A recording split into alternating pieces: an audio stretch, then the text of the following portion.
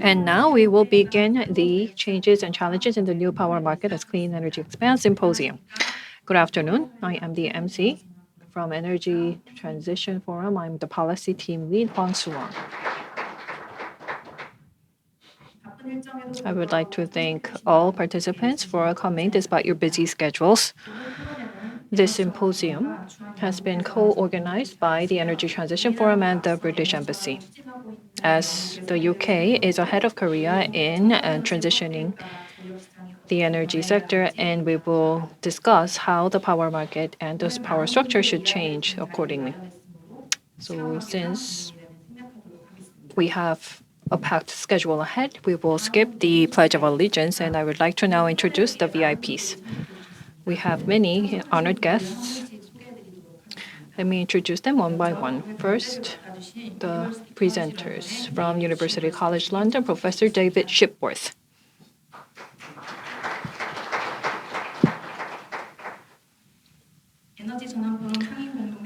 The co-president of the Energy Transition Forum, Hong Jong-ho, who is also the professor at SNU Graduate School of Environmental Studies. We also have Professor Yoon Seung-jin, who is the dean of SNU Graduate School of Environmental Studies. We have the moderator for the panel session. We have Professor Chun Young-hwan of Korea University. And we have 4 panels who will be introduced by the moderator during the panel round. Please understand that I am unable to introduce all of the participants today. And now I would like to invite the co-president of the Energy Transition Forum, Hong Jong-ho, for the greetings.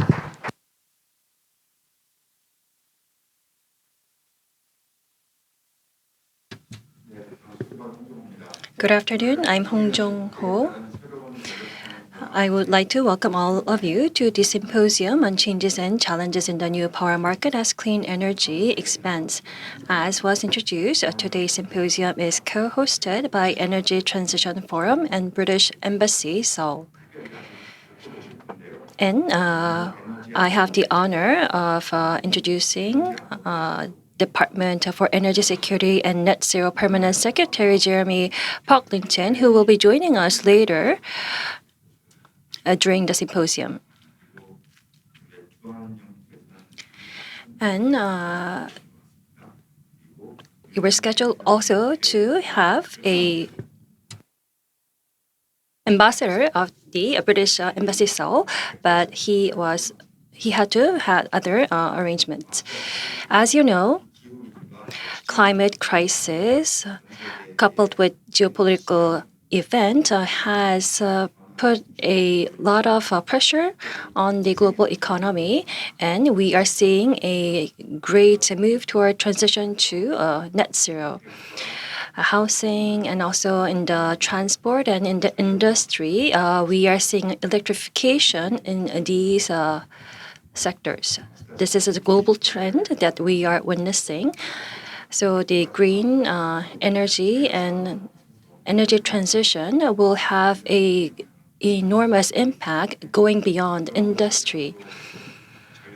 We believe that this will have an impact on the global electricity market, including that of the Korea. So we are at a great time of discussing what impact this will have on our market with the political sector, media, academia, and industry. This is a very important issue and urgent issue. I looked up to a recent statistic by the IEA, and it showed that in 2004, the renewable energy share in UK was only 3%, and in Korea it was 2%. Not much of a big difference, but 20 years later, in 23 years' time, UK was able to increase that by 46%, while Korea has about 9% shares. I have to question what was the reason behind the huge gap. What happened in the past 20 years? I think that in that sense, it is a great opportunity for us to hear from the lessons of the UK cases. Professor Shipmas will be talking about the government's roles and the roles of the regulator and also in the electricity market.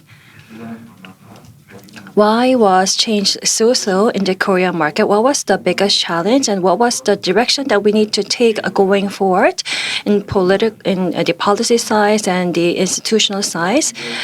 We will be discussing such issues and questions during the panel discussion. I hope that all of us can have a very productive discussion on these issues. I hope that you will learn many things from this symposium. Thank you.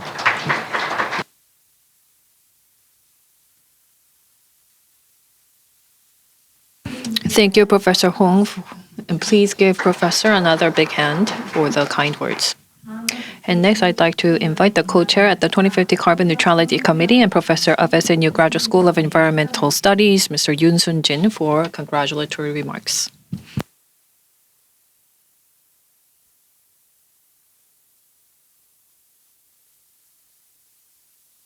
Good afternoon. As introduced, I am Yoon Sun-jin. At the National Assembly, we have established the Carbon Neutrality Committee last year, and there are two private sector public-private partnership committees, and as co-chair, I believe in that capacity, I have been invited to this symposium.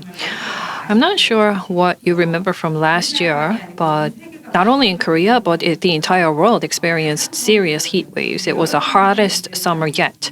But it wasn't just the summer. According to the EU's meteorological organization, Copernicus Climate Change Service, the average surface temperature of the Earth in 2023 was 1.48 degrees higher than pre-industrial levels, which is just short of the international commitment to keep warming to 1.5 degrees.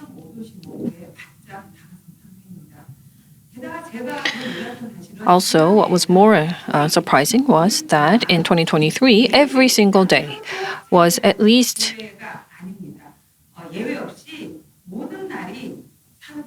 1 degree warmer than pre-industrial days, which was quite shocking. And the sea surface temperature reached a record high. The concentration of carbon dioxide in the atmosphere has already surpassed 420 parts per million, according to the IEA's recently released report. As Professor Hong has just mentioned, in 2023, CO2 concentration and energy levels were quite concerning. And last year's concentration of carbon dioxide was a record high. And this really is a red flag in terms of where we're headed. According to the IPCC's sixth assessment report, the transition sector accounts for 23% of global GHG emissions, which is similar to the industrial sector that accounts for 24%. And in Korea, the transition sector has a high share of GHG emissions at 32.3% in 2022. So to achieve carbon neutrality, Korea needs to focus more on reducing emissions from the transition sector than other countries. In the 2030 NDC revised by the Yoon administration, the reduction target for the transition sector was raised from 44.4% to, which was ambitious already, but necessary. But this was raised to 45.9% from 2018 levels. And the target share of renewable energy was set at 30.2% plus. As such, transition sector emission cuts need to speed up. These targets are not enough to reach carbon neutrality in 2050, but it is still not easily attainable, given that the share of renewable energy was a mere 8.9% in 2022, according to government statistics. So although the 30.2% target share of renewables is not high, it is still difficult to achieve. As is now widely known, the climate crisis has gone beyond the realm of environmental issues and became an economic issue. RE100 is not just a slogan, but a matter of life and death for our economy. And therefore, expanding renewable power generation for carbon neutrality in the era of climate crisis and ultimately for our economy and survival is a challenging task that must be achieved. Then what should we do? We need to take this matter very seriously and contemplate hard. First and foremost, power generation, transmission, distribution, and sales operate in a vertical state monopoly only in Mexico, Brazil, and South Korea among OECD countries. So it is worth reflecting on whether this system is holding back our path to carbon neutrality. And that's why today's symposium, organized by the Energy Transition Forum and the British Embassy Seoul, as part of the 2024 Green Week International Conference, is highly anticipated. The UK, as you all know, is where the Industrial Revolution took off and was the first to start coal-fired power generation, but was also the first country to experience a commercial nuclear power generation. And in 2008, Britain was the first to enact the Climate Change Act in the world, and in 2019 was the first G7 country to declare carbon neutrality by 2050. The UK also raised its 2030 NDC, unlike other European countries, from 53% from 1990 levels to 68% reduction, and has been steadily implementing the net zero strategy, cutting down the emission of carbon dioxide and other greenhouse gases. Last year, UK's fossil fuel generation fell 20% over the year in 2023, bringing the share of fossil fuel generation to its lowest level since 1957. Meanwhile, the share of renewables reached an all-time high of 42%, far surpassing the share of fossil fuels. And what was also surprising is that as a result, the UK's greenhouse gas emissions over a 30-year period between 1990 and 2021 have marked a 48% decline. One of the many factors that have led to this change is the power market reform. The UK is known as the first country to actively adopt the market liberalization model in the power industry. In 1990, the state-owned monopoly was vertically and horizontally spun off, and market competition was introduced to the retail sector in 1999. As small businesses entered the oligopolistic retail market, energy innovation venture startups emerged, providing various services at affordable prices driven by new technologies. In Korea, electricity is perceived as public good rather than a market product. Tariffs are considered as tax, and the myth that electricity must be cheap is prevalent. Opening up the power market to allow various actors to enter and compete is brushed aside as privatization and tabooed. Against such an atmosphere, it is not easy to restructure the power market. But this cannot be put off any longer. I hope that UK's example of how power market restructuring and an independent regulator have led to rapid growth in renewables, which in turn brought changes to the market, spurs conversations on Korea's challenges and what needs to be done here.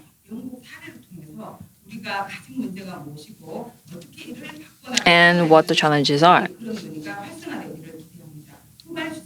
As a latecomer, we can benefit from the leapfrogging effect of learning from those that have gone before us and bypassing trials and errors.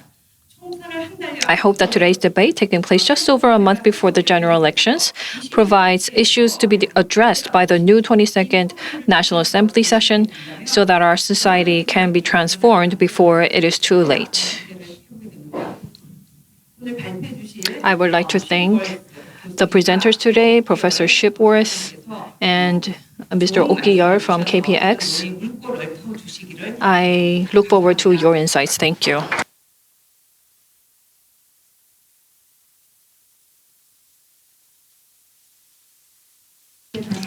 Thank you very much, Professor Yoon Sun-jin, for your kind words.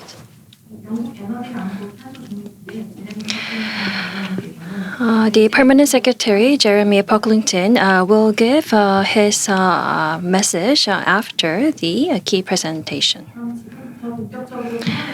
Now we'll begin the symposium. Today's symposium will be discussing issues very important to Korea. So there are two presenters ready, and it will be followed by the panel session. First, I have the honor of inviting Professor David Shipworth from the University College London. He'll be talking on the UK's electricity market transformation on the road to net zero.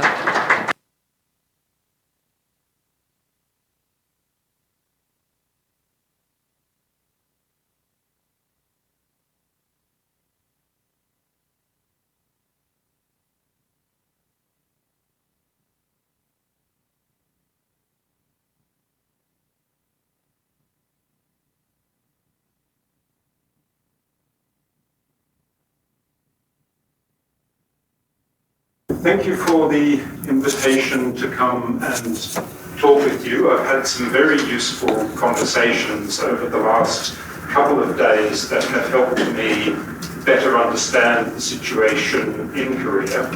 And I hope that by talking through some of the experiences in the UK, that we can share our knowledge about what has worked and what hasn't worked for us in terms of the energy transition.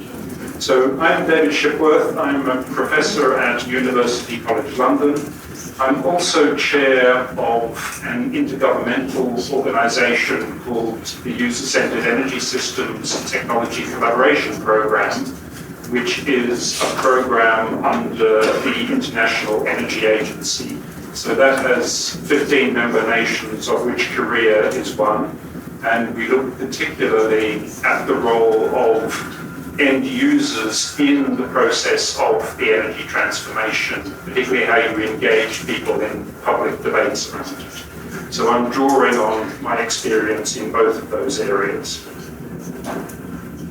So I'll give a little bit of the history and context from the UK and talk about our processes and learnings as we've gone through the decarbonisation. So before about 1950, the UK effectively had a highly privatised energy system with lots of competing companies. And we realised that that led to lots of duplication and inefficiency. And so in 1948, we nationalised a lot of what we were doing under what became the Central Electricity Authority. A decade later, in 1958, we also centralised that. So we moved to have a much more centralised control through our Central Electricity Generating Board. And I understand that the model in Korea, in some ways, adopted a similar approach through the construction of KEPCO. So we ran with that model through to 1990, and then we had a process of progressively privatising and vertically disaggregating the power market. So we sold off a lot of our large publicly owned institutions, but we did so also with the intention of allowing citizens in the UK to buy shares in those companies. And that became an important part of the way that public acceptability was generated in the sale of public utilities into the private sector. So lots of people for the very first time bought shares in companies that they were familiar with because they had grown up with those through the energy system. In 2000, we constructed the Office of Electricity and Gas Markets, which is the Ofgem, our primary regulator. They are a very good regulator. I think, not wishing to say that simply from a UK perspective, but when I talk with colleagues across Europe, Ofgem is widely regarded as being a driver of change in the sector. And we've seen the regulator frequently being the catalyst and the pressure point who is pushing the industry to change more rapidly.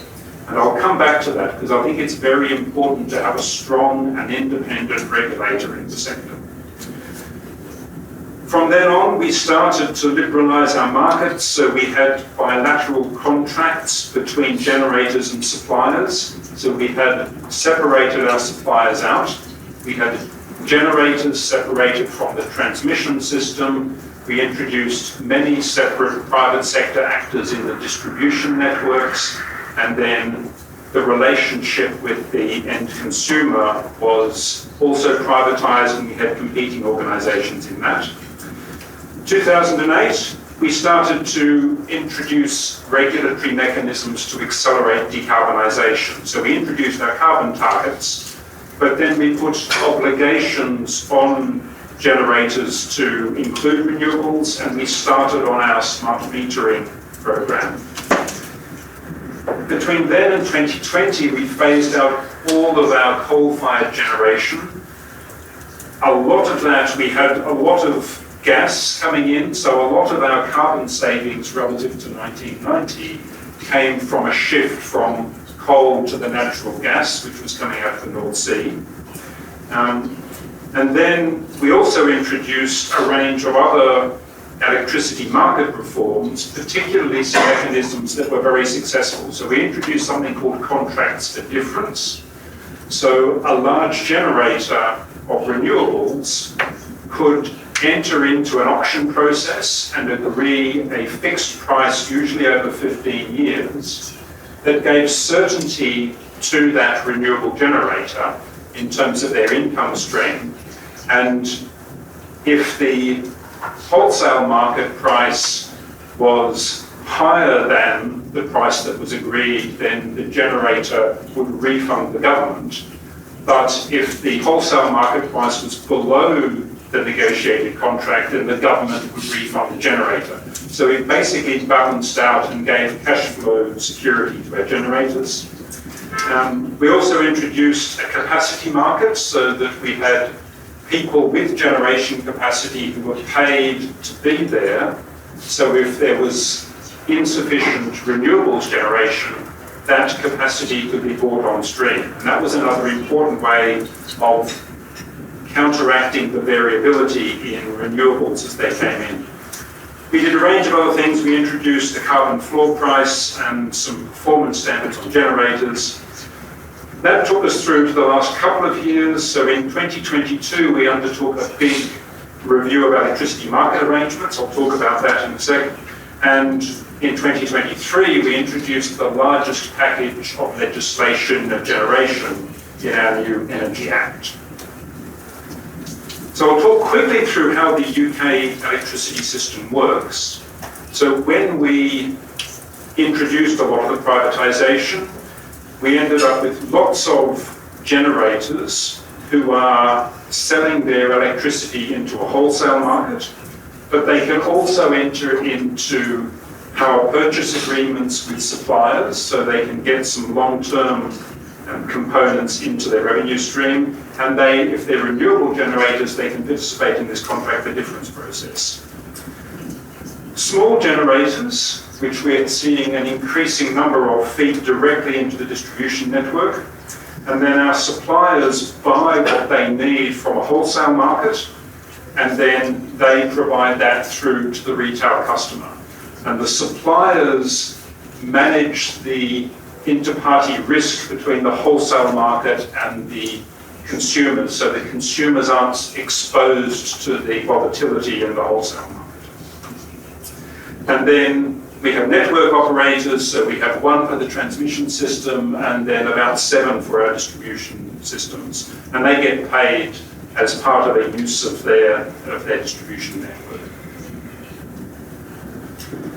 So currently, this is how our energy system looks. You say we've done a lot of work, and we have, in taking the carbon out of our electricity generation, but we still have a lot of carbon in our system, particularly in heating and particularly in transport.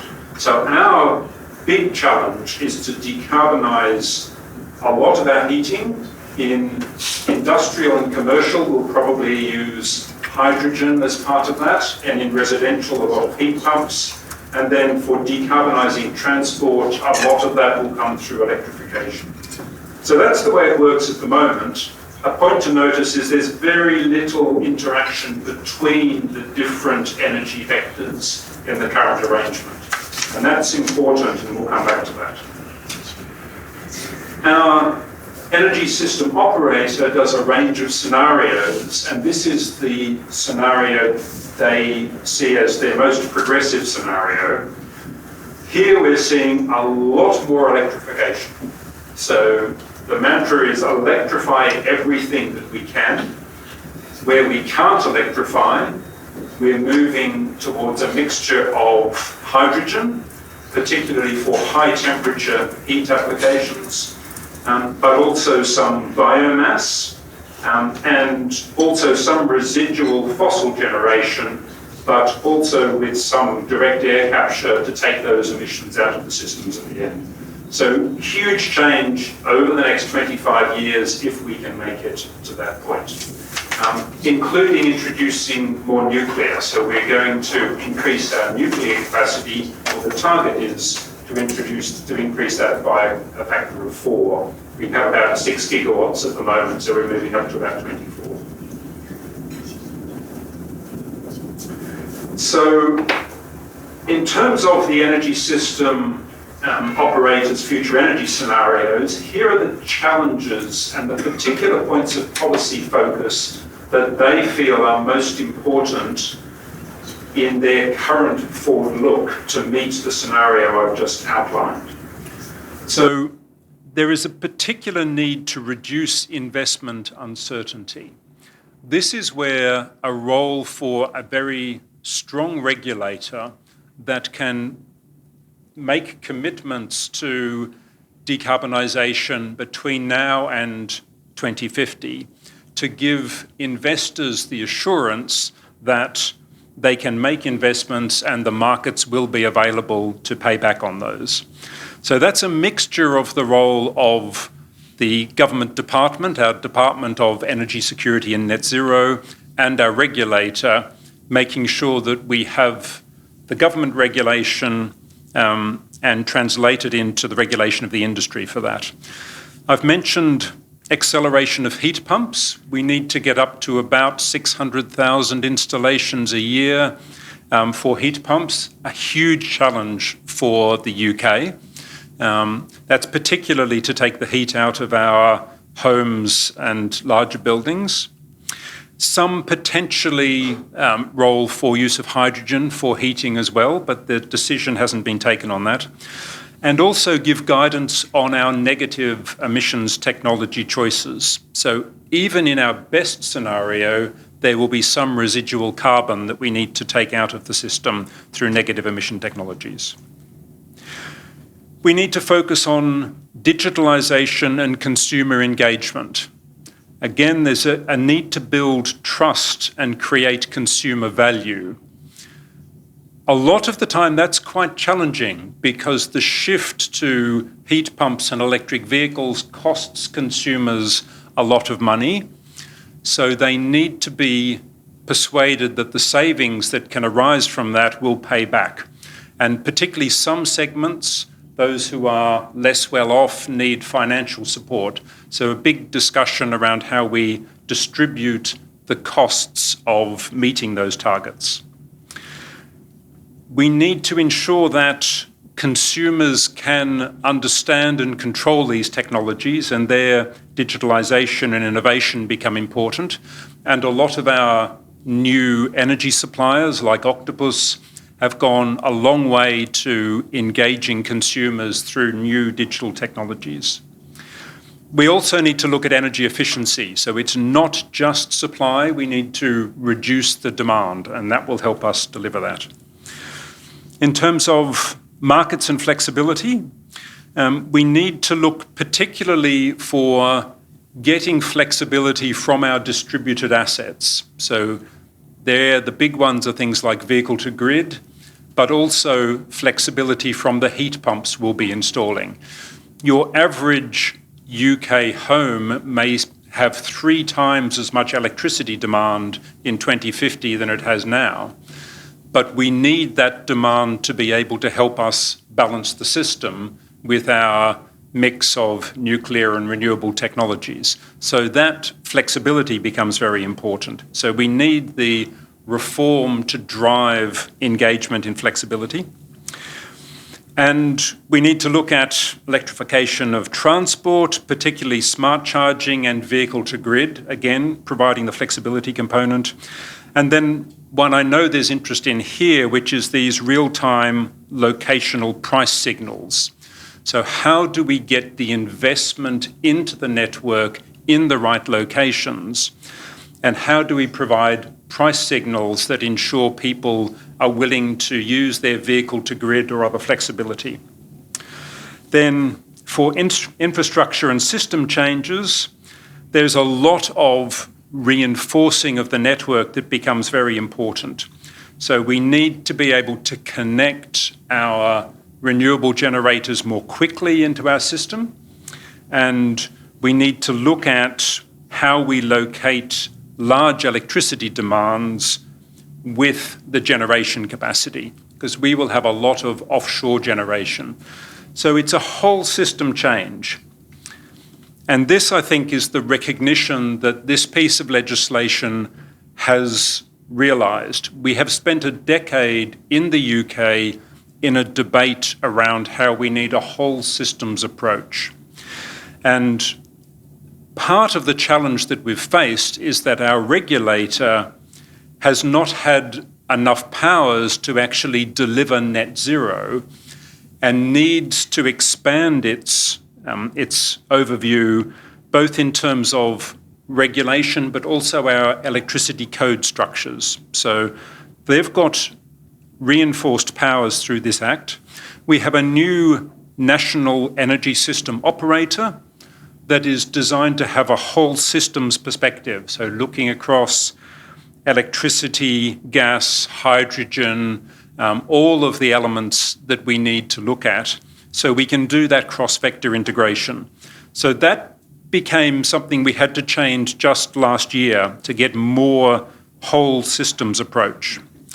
We've introduced new carbon capture and storage, and looking again at hydrogen. The hydrogen debate is an interesting one in the UK. We will invest in hydrogen, but I think primarily for industry and for long-term storage. There are some high-temperature heat applications for industry that you can't do through other sources other than combusting some kind of fuel. So hydrogen will work in those hard-to-decarbonise sectors. There's some discussion around using it for heating buildings, but I think heat pumps are seen as preferable there. We also need some capacity for interseasonal storage. This big challenge of how we get through the winter when we have 2 weeks with overcast conditions and no wind blowing. We need that capacity in there.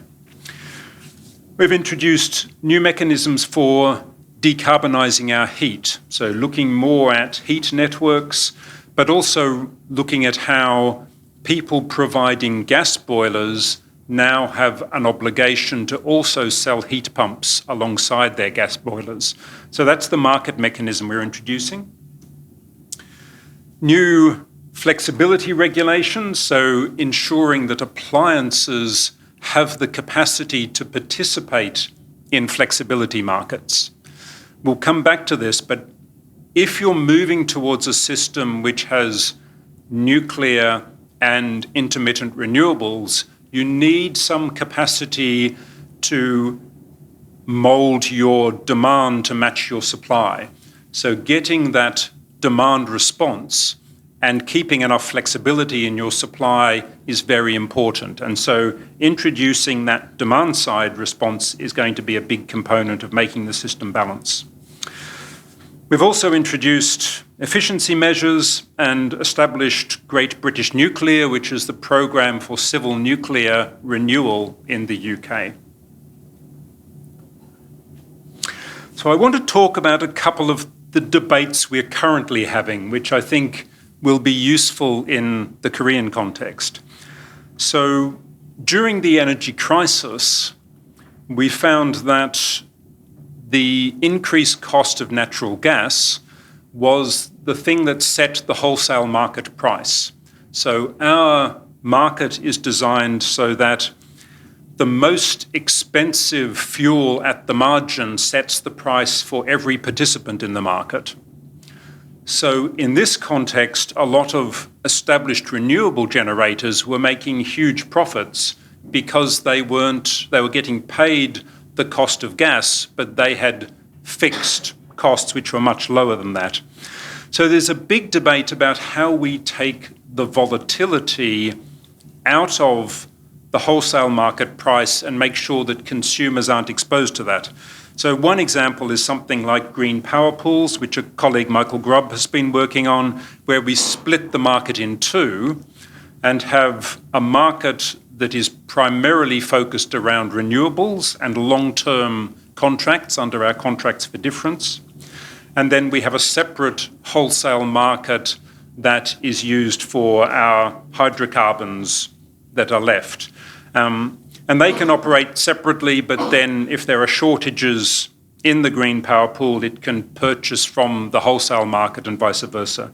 So that's one model. There's another of splitting the market into an as-available energy supply, which is from the renewables. So you take it when it's there, and then an on-demand component, which would be at the marginal wholesale price.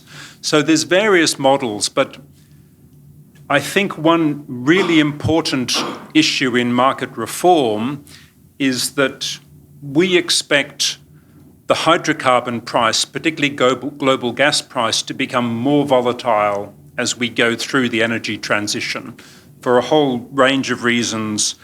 But that will mean that in many markets, their wholesale market price is linked to the gas price. And that will mean their wholesale market price will be subject to volatility. So I think from an energy security perspective, trying to think about market designs which remove the exposure to the volatile gas price is really important at the moment. Nobody has tried this, but I think there's an active debate in the UK around that. The other significant debate is around locational energy pricing or locational marginal pricing.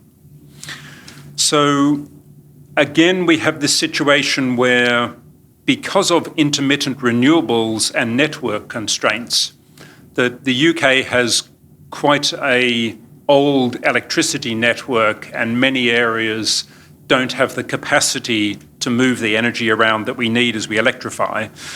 That has meant that our balancing market has grown from 5% to 50% of national demand. So previously, the balancing market just cleared up the remaining small amount between the off-market contracts. But now much more is going through that, and that's much more expensive. So we're likely to see a big rise in balancing market costs. We need to find a way to manage our network constraints and our intermittent renewables. So sending price signals about when and where to use power should drive investment into those parts of the network that are needed. So that could be electricity storage, larger scale electricity storage attached to the grid, but also price signals that help people manage demand from buildings and industrial complexes. So there's two models there. There's one is a zonal model, which is for larger areas, and then a nodal model, like in the US, which is based on grid supply points. So that would be over smaller areas. But there are risks associated with that. And I think there's a political concern in the UK around how that will be perceived by people. There is a long-standing concern about what we call postcode lotteries, where some people's prices are different to others, and that causes people to be uncomfortable with having to pay different prices in different areas that they have no control over. So there's political risks with that, but that's the other major debate. We have had quite a successful program that our regulator put in place to drive innovation in our system. We did have a challenge. So when we privatised, we ended up with heavily regulated distribution and transmission networks that weren't incentivised to invest in innovation. So we changed our regulatory arrangements. We introduced a model which we called RIO, which is that revenue is based on a mixture of incentives, innovation, and outputs. That's given rise to a lot of interesting solutions. So we now have flexibility markets that came in. So this is the Piccolo Flex platform that provides ways in which people can bid in to provide flexibility. It lists geographic areas with network constraints and people can propose solutions. And we have technologies like the reactive technology grid sonar. So this is a supercapacitor that can inject a pulse of energy into the entire national network and test for the grid strength and the inertial stability of the system everywhere. So I think what's important in planning for a transition to net zero is to think about what those big structural challenges are going to be, and then to get innovation through the private sector to help you solve those problems at lowest cost. That's part of the challenge, I think, is to think through where the system needs to go. A key role in that is for power systems architecture. Now, this is an area that is not widely discussed, but I think there's many different ways to design a power system to deliver net zero. And this is an example that was put together for the Australian national energy market. Again, Australia is further ahead than the UK in terms of understanding the impacts of solar and a lot of the distributed renewables. But a common design is to try to balance components of your grid locally. So this could be through energy hubs or others, where you start by local balancing of generation and demand, and then any imbalance is passed up the system to the next level. So you can have a grid or a cellular approach. Those kind of power systems architectures work well with the cyber-physical aspects of smart grids. So you need smart grid solutions to deliver all of this. But I think that thinking about that integration of communication and the electricity system is crucial to make this work. We've done a lot of work with smart metering, but I think that whole question of creating an infrastructure that enables decarbonisation and has the sensing capacity and the telemetry to provide the real-time information is critical. So finally, some personal observations from the UK on what we've learned. So we ended up a few years ago in a situation where we had a lot of regulation. We still do. We have about 6,000 pages of energy regulation and codes that govern how you can act. The problem with that, if you introduce privatisation into a very heavily regulated market, is it will find the cheapest way to solve that market design, but it doesn't help you change the whole system. So it can be efficient but not effective. And that's where this whole systems integration becomes key. That's why we have changed to a new national energy systems operator and strengthened our regulator. So you need this whole systems approach. And to do that, you have to start, I think, with a power systems architecture solution, knowing where you want to go to, and then thinking what is the regulatory reform pathway to get there. I think regulators should focus on principles and outcomes, not prescriptions and inputs. We need to give space for the market and for new entrants to find the best solutions, but they need the structure to work within. So the regulators should set that large-scale structure and directions and then let competition come up with good solutions. The innovation should come around identifying solutions to these long-term structural challenges, like inertia in the system, like flexibility in the system, and drive interest in solutions in that. You need digitalization.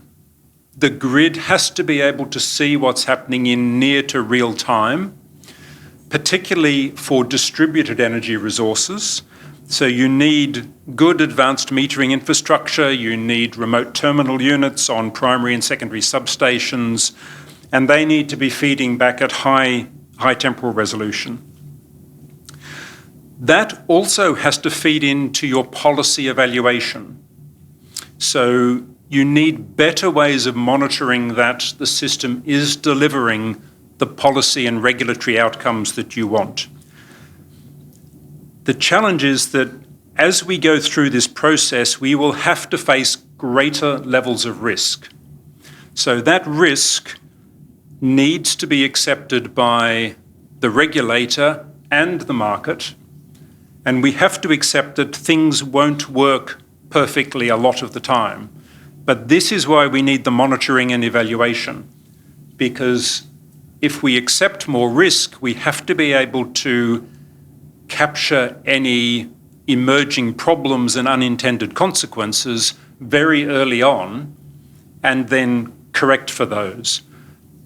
But to decarbonise between now and 2050 has more risk attached to it, and we need to work out who should carry those risks. It will be a mixture of government and the private sector. I also think in the UK we have tried to deliver social policy using energy policy, and that has often been good social policy and bad energy policy. I personally think you should separate those two things. So if you're trying to address energy poverty or fuel poverty, you can do that through other mechanisms than using energy policy. It becomes too complicated and interdependent, and it increases the political risks on energy policy. You need flexibility, and I think here you need a mixture of direct load control from your power system for a part of that, but you also need markets for cost-effective scaling and for engagement. So if you think of a battery system that might be on some customer's property, maybe 20% of that is under the direct load control of the system, but the rest of it can participate in markets and can bid in and make profits. That gives you a combination of security through the direct control and the scaling through the markets. And then finally, I think robustness. We need to think about these things as cyber-physical systems. The data is as important as the power, and we need to think about where that data is gathered, how it's processed, and then how that feeds into market structures and policy evaluation in as near to real time as possible. Thank you. That's a lot of information. I appreciate. I thank the translators for their hard work on this. But yeah, I'll leave it at that. Thank you.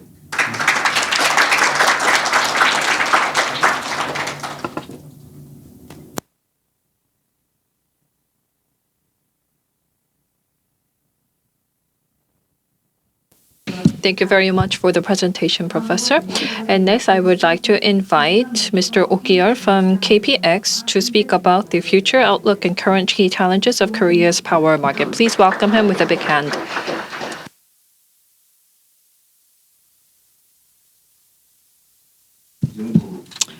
Yes, thank you for that presentation on UK's trends. I do find many similarities here in Korea, so that's a nice segue to my presentation. So this is the order of my presentation. I will talk about the expansion of renewables, which would require the changes in the conditions in the power system operation. So this is where we're headed for power restructuring in Korea. So let's look at the tasks ahead. First of all, the immediate task is that at the national level, renewable energy share is about 10%. But the entire power system this is already wreaking havoc in the entire power system. So the higher the share of renewables, the bigger the impact on the power system. And we are looking at a series of challenges to come, and it'll take about 50 years to solve them all. So let's look at the phase-by-phase challenges, which have already been internationally discussed. So first of all, Korea produces about seventh largest volume of power, but only 300 generators are generating all that power. So with higher share of renewables, as you can see at the bottom of the page, there will be hundreds to thousands and tens of thousands of new nodes of renewable generators. And these small generators do not even take a place on the map of a power system. We don't know where they are, what they're doing. So this is the biggest problem we have at hand. If you have ever been to the Korea Power Exchange, you might have seen that there's a whole power system map on one wall. To incorporate all of these small generators, it should be in 3 dimensions and much larger. Without an AI technology, we may not be able to do that. But anyhow, in the short term for renewables, we do need visibility. And this is where we have the biggest challenge at hand, because the control over these generators is not even mandated, and there's too much freedom given. Second is flexibility.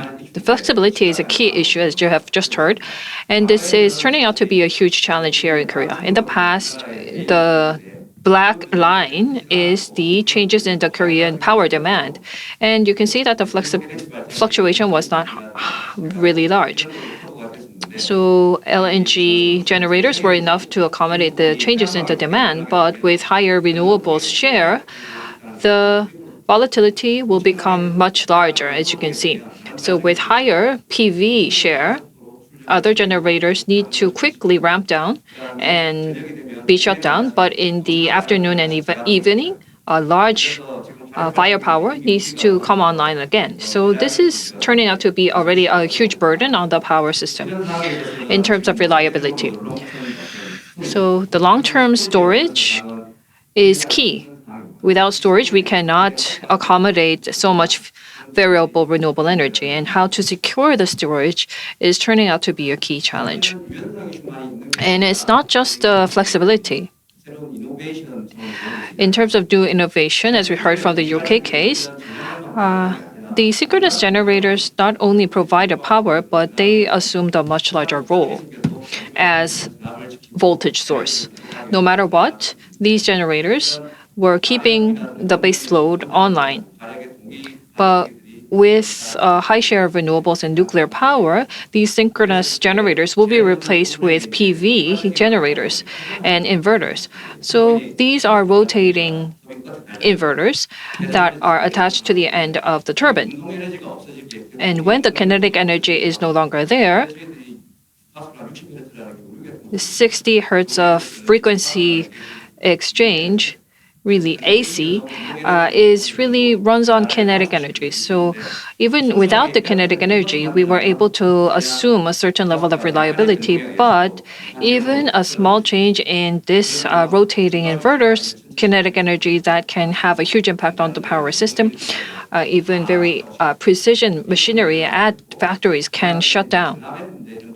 And there's also the voltage issue, strength issues.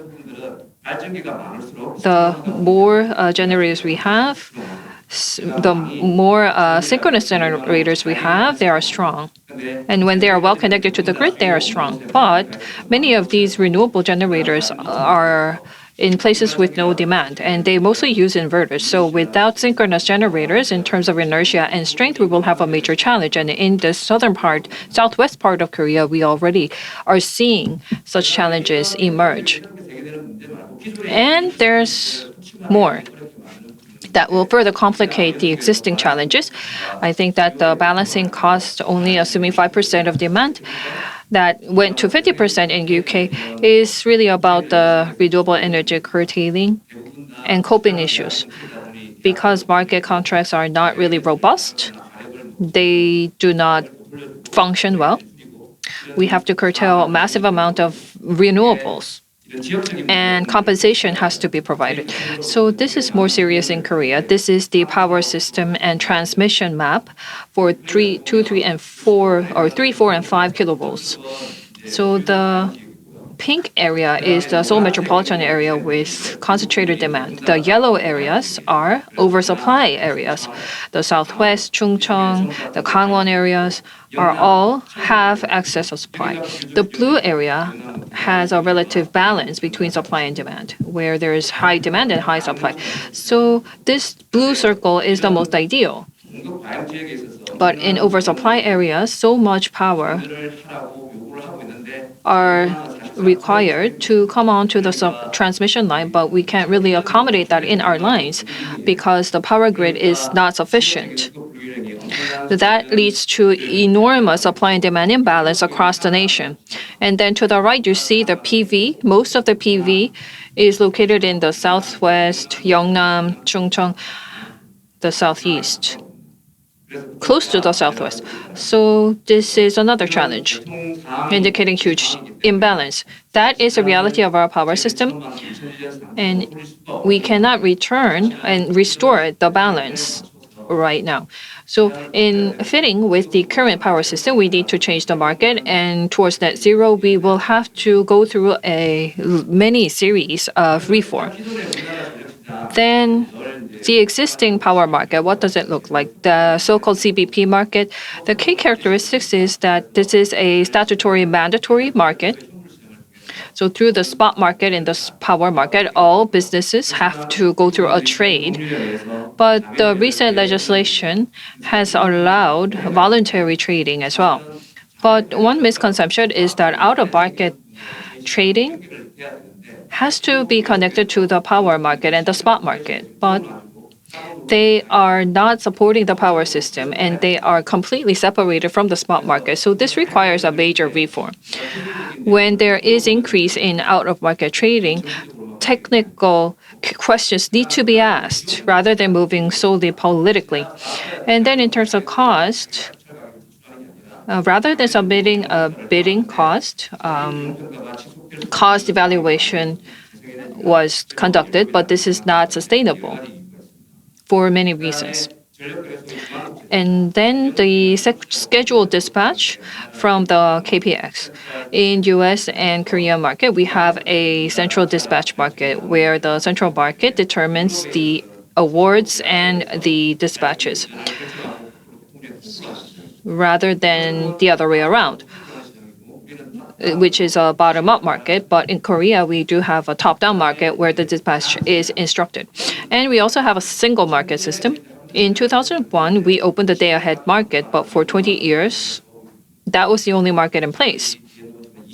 So as I will be saying later, in 2021, we have been bringing changes, but there's so much to be done because there has been so little that was done over the past 20 years. And we only have that day-ahead market, and we only have a single price system called the S&P. That is where all the power trading is done.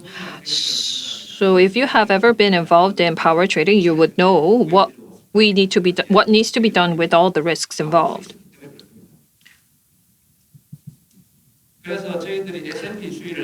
So if you look at the trends in the S&P, as you can see on the left-hand chart, the blue indicates the S&P, and the red line indicates the LNG cost. So you can see that the power price is really in sync with the LNG price. More than 95% of the power price is determined by LNG. So there's really no need for a contract. You don't really need to sign a contract because LNG price determines the S&P price. And in capacity price, we do need a capacity market. And there is a cap based on the fuel cost. So whatever your investment, you cannot get compensation beyond the cost of fuel. So we have the capacity price in place, but that was all based on LNG prices. So the current power market really is only for the LNG, and the price also is in sync with LNG.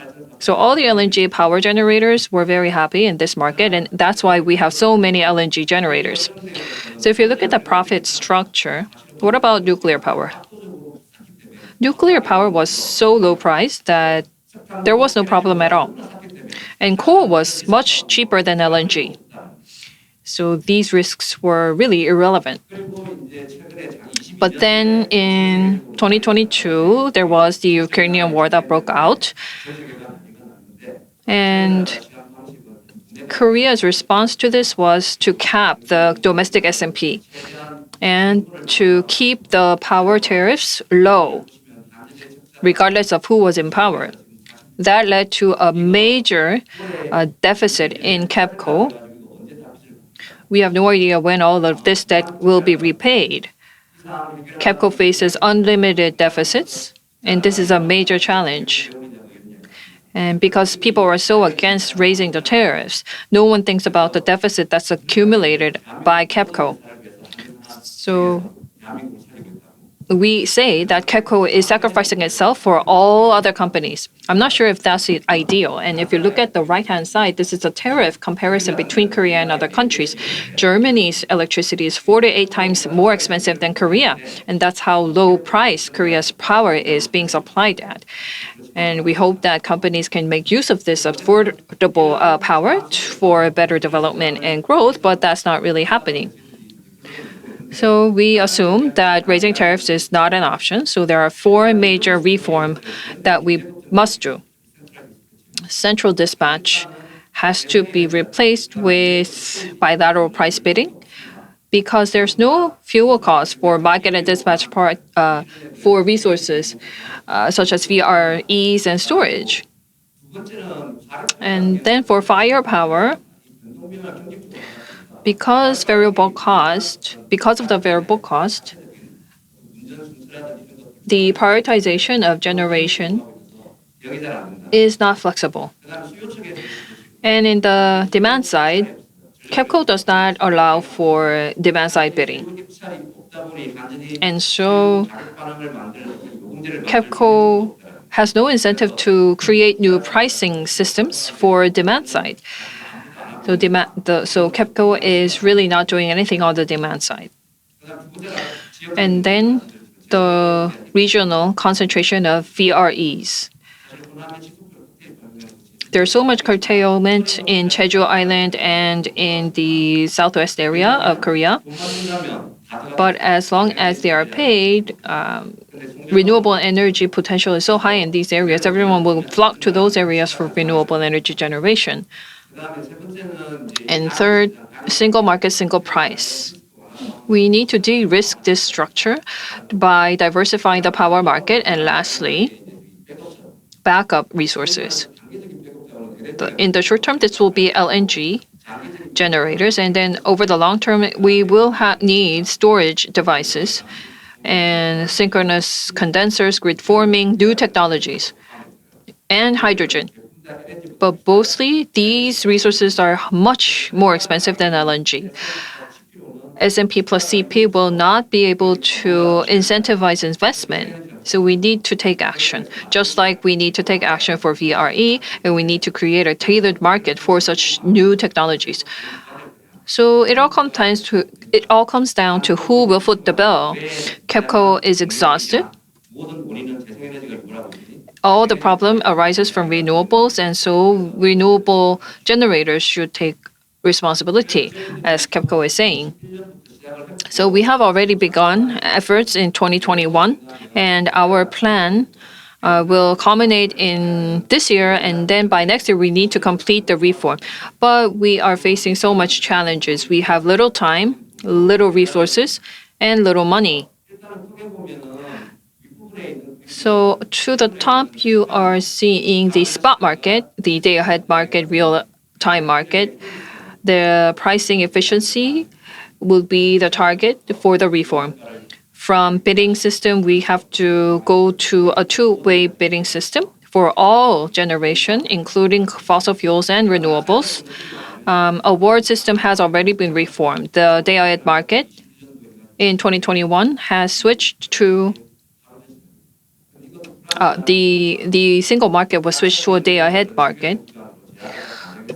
So real-time power has become the basis for awarding the bids, but this entails much political issues as well, because changes to the market will be good for some but bad for others. So the government is trying to pace the change. But so far, we have not done so well. The reform should have been done well at the first go, but we have to do it all over again this time around. We have so many renewable energy generators resisting the reform. And then the pricing system reform to adopt LMP. But this will come gradually. And then real-time market. Real-time balancing is very important, particularly for renewables. But this is where it is simple to say, but not so simple to do.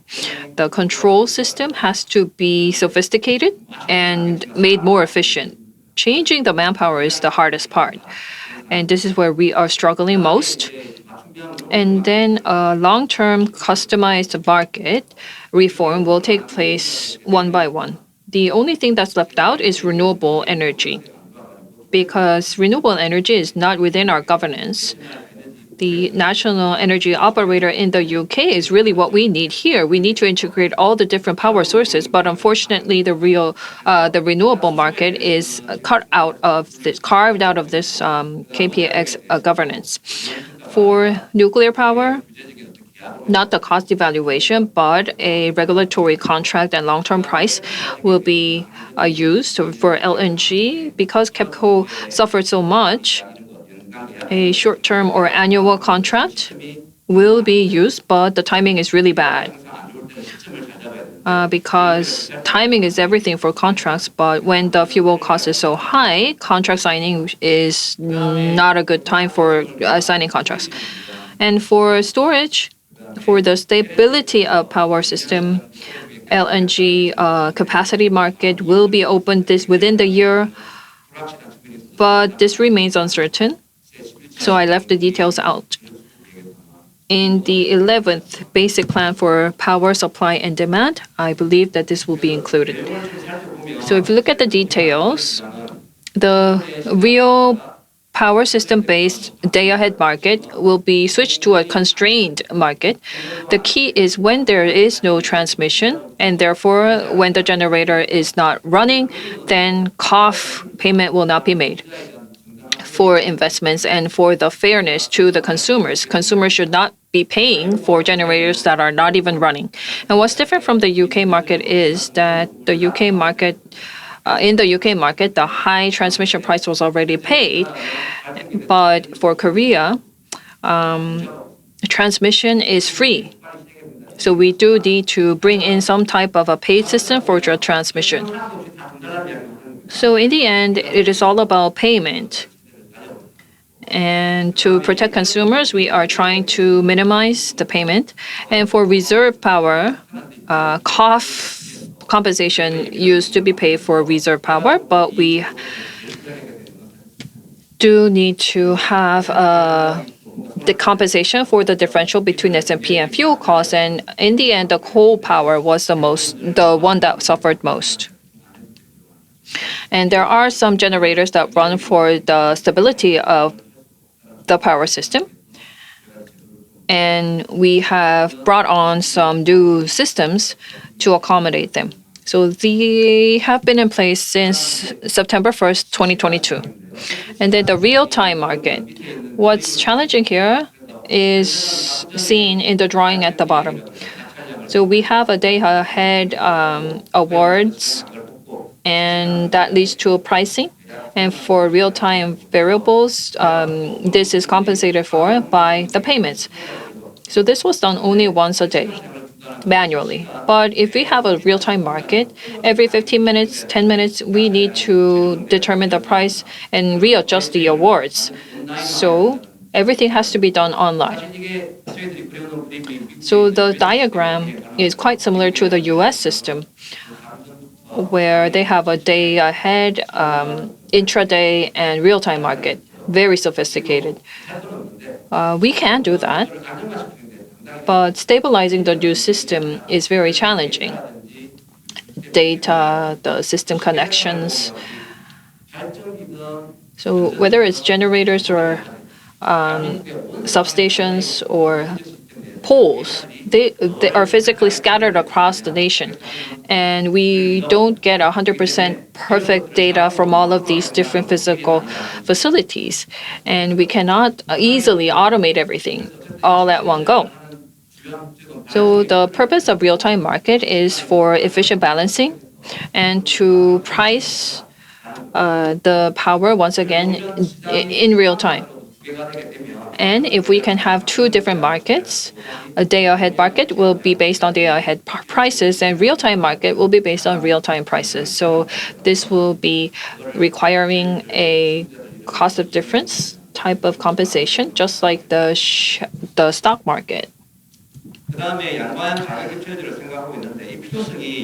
And then we are thinking about the two-way bidding pool. For nuclear and firepower, the generators kept running no matter what.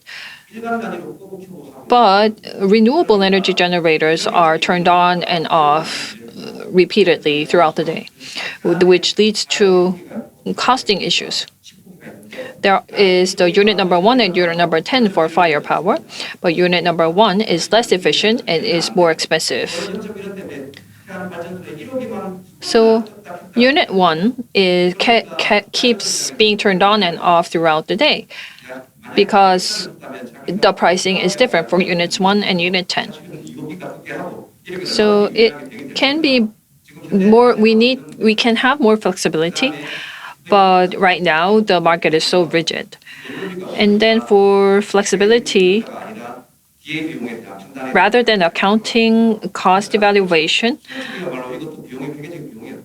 opportunistic cost is being used. And for the demand side bidding, KEPCO needs to switch to demand side bidding, and they need to forecast the demand side prices. And then the constraints. There were some priority dispatch issued to some of the scheduled generators, about 0.6% of total. That's 0.3%, 0.3 gigawatts for non-scheduled generators.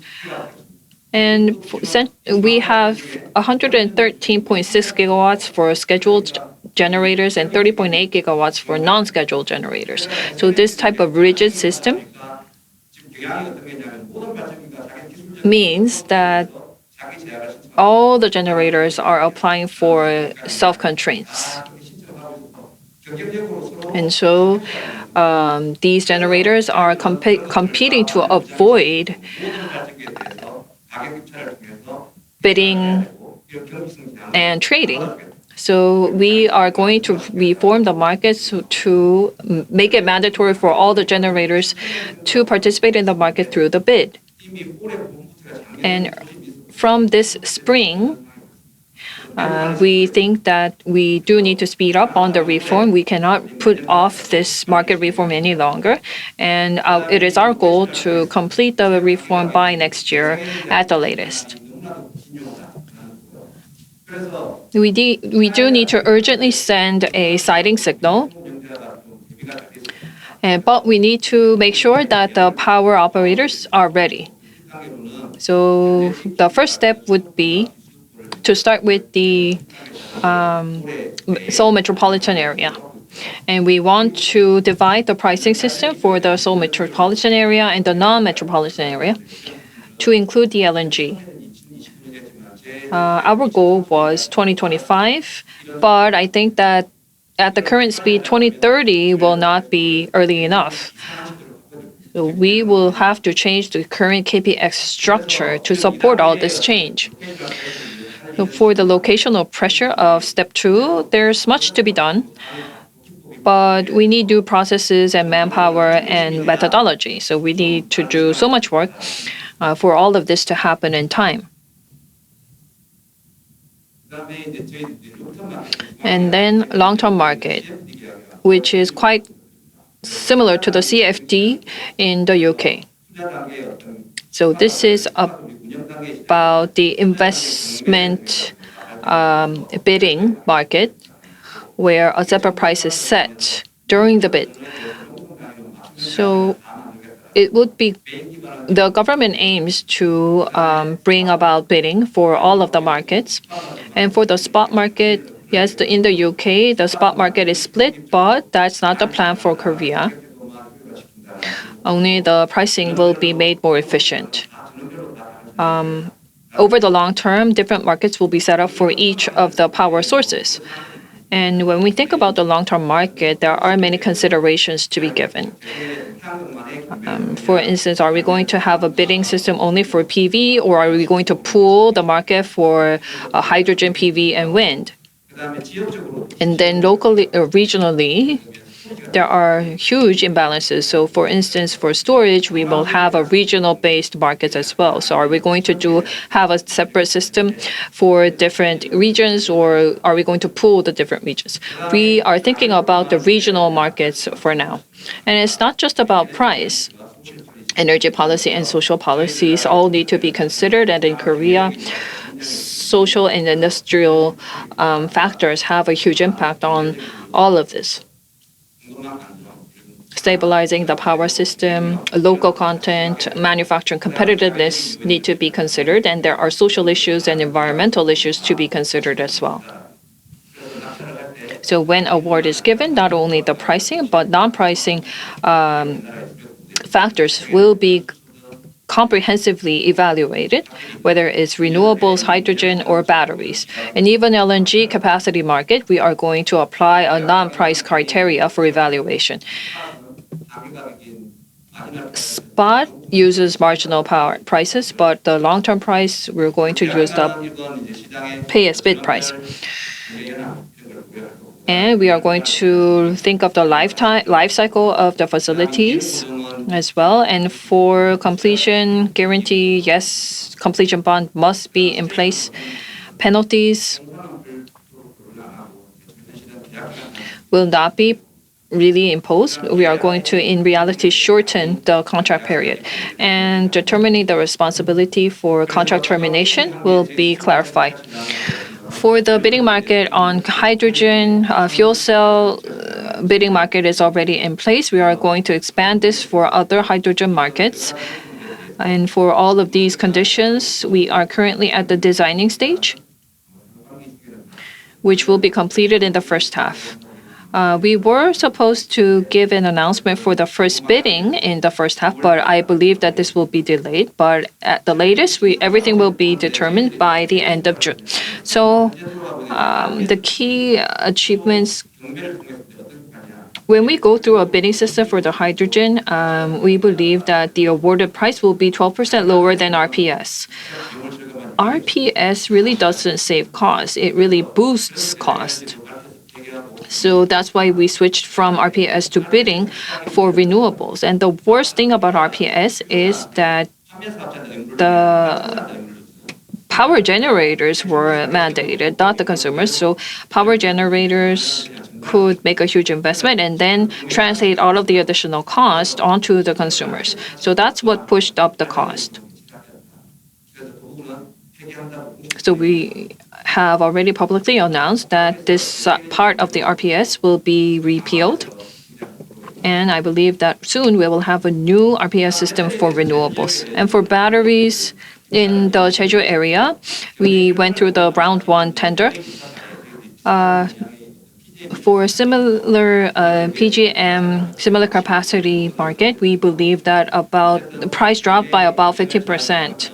So when we have a healthy competition, we think that this will reap good results.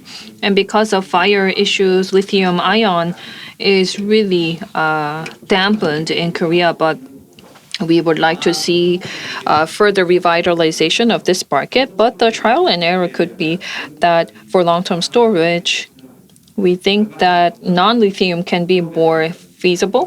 Flow battery, sodium battery, for instance, but they are currently more expensive than lithium at the moment. So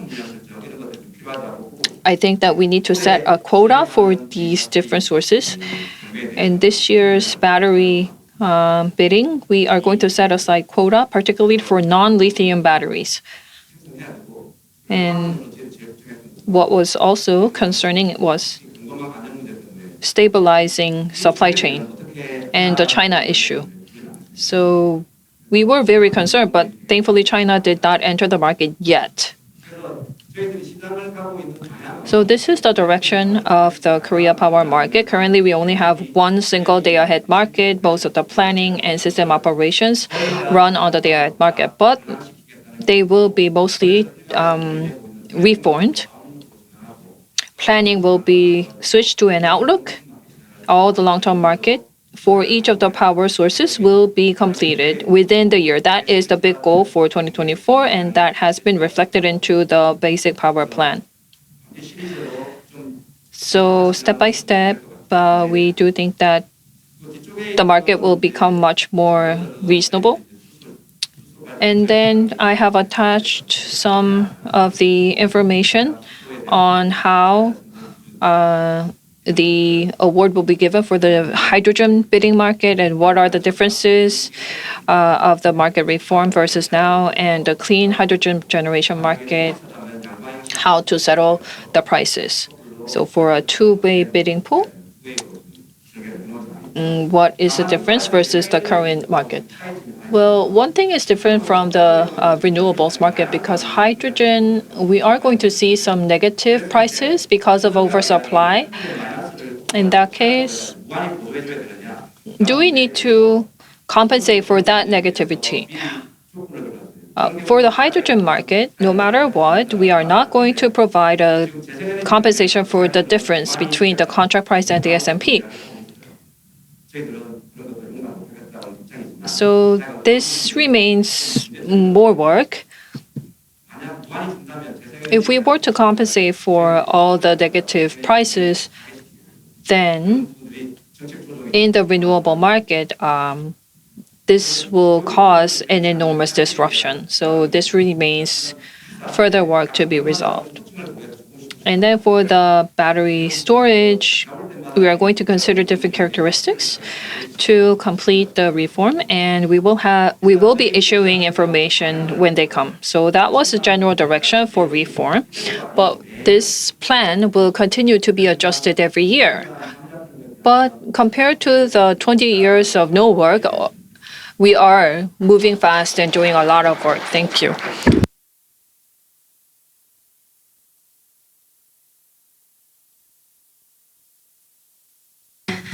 Thank you very much, Mr. Okiyar. This concludes the key presentation. We'll have a short break. We have coffees and dessert ready outside, so please make use of the coffee break time. Thank you. Thank you. We are now ready to resume. Next, Permanent Secretary of DESNZ, Jeremy Pocklington, will deliver a message.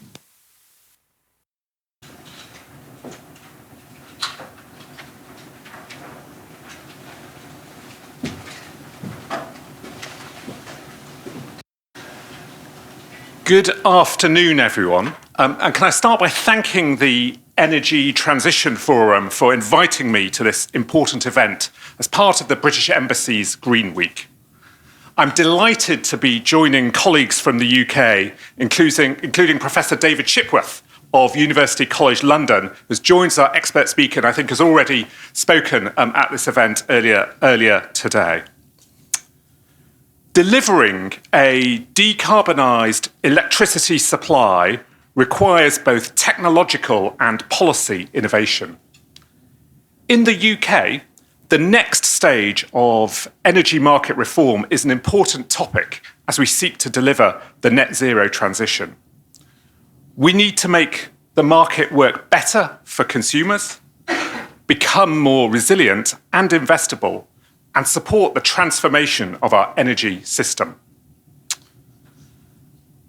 And energy market reform will help us achieve this transformation, rewarding those who make the switch to low-carbon technology, reducing system costs for all, while protecting those who need it.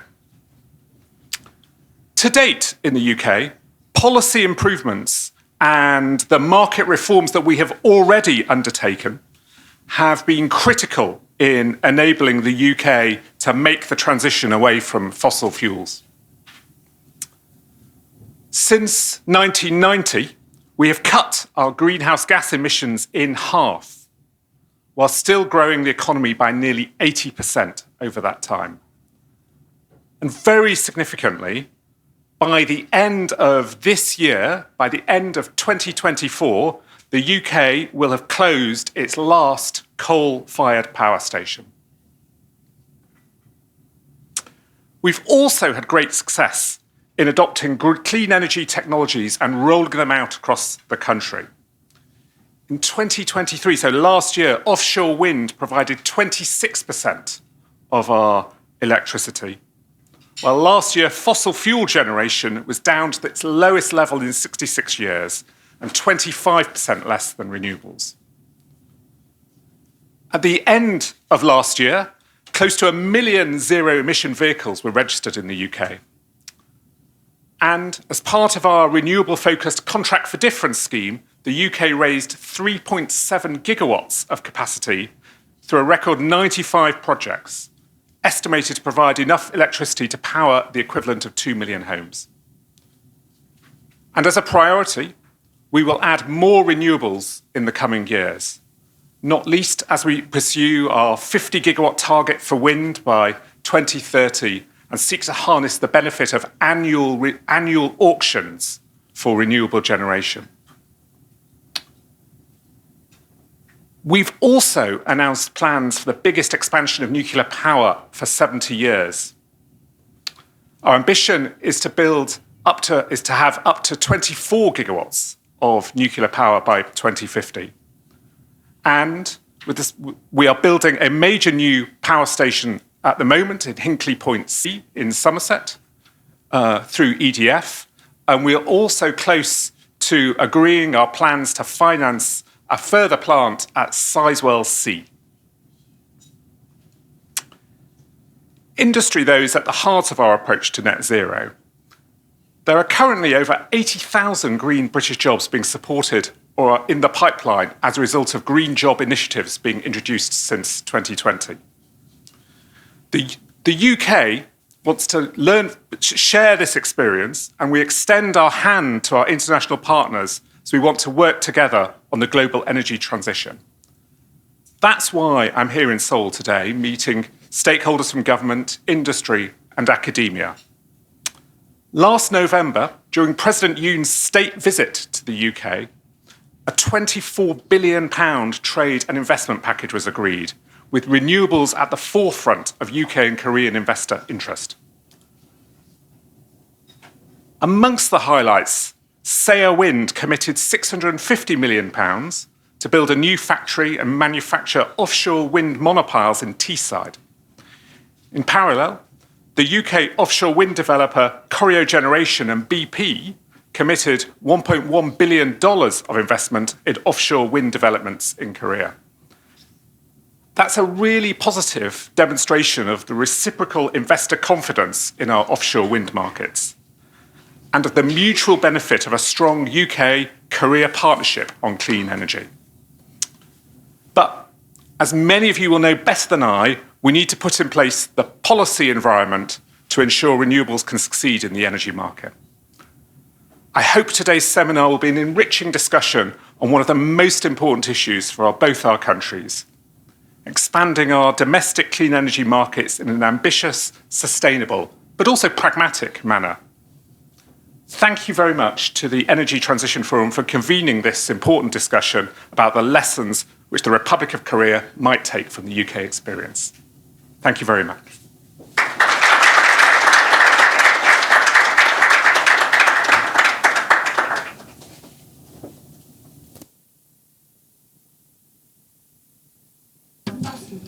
Thank you very much. I'd like to ask for another round of applause to Permanent Secretary Jeremy Pocklington. We are going to arrange the stage for a panel discussion.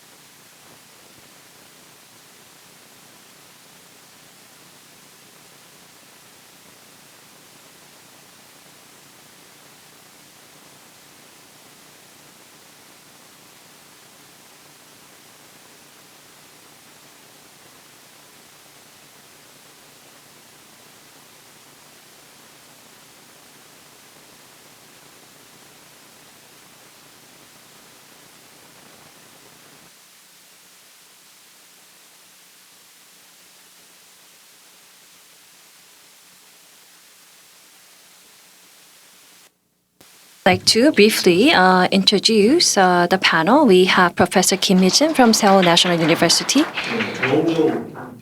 And we have Professor Cho Hong-jong from Dankook University. And we have Kim Han-guk, Policy Team Leader from GSEPS. And we have researcher Kim Ja-hyun from Solution for Our Climate. Before we begin the panel session, I think I'll have to check one thing. To David Shipward, you talk about market splitting and the LMP. It's not something that has been accomplished already. It is something that is under discussion. Did I understand your point correctly? I think many people are a bit getting confused. So this is something that is currently under discussion, right? Thank you. So yes, a question around locational marginal pricing models. So that is still under discussion in the UK.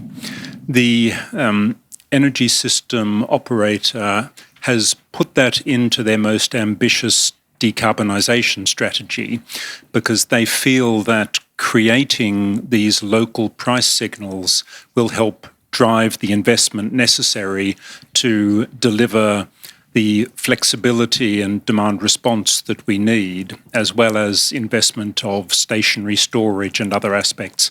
But that's not yet implemented, and I think the government needs to consider the social response and also the implications for different social sectors. So many of these changes will affect some groups in society more than others, and we need to think about how we do a just energy transition as well as an effective one.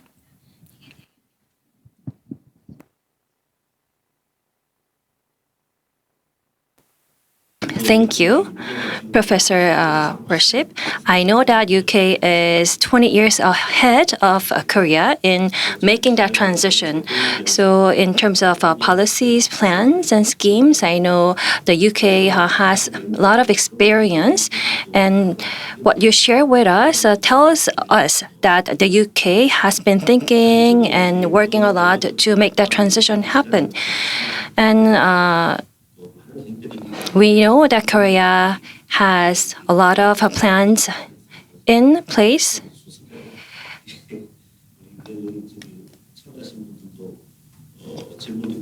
I know that the panel has prepared a lot of questions, so I'm going to turn the mic to Professor Kim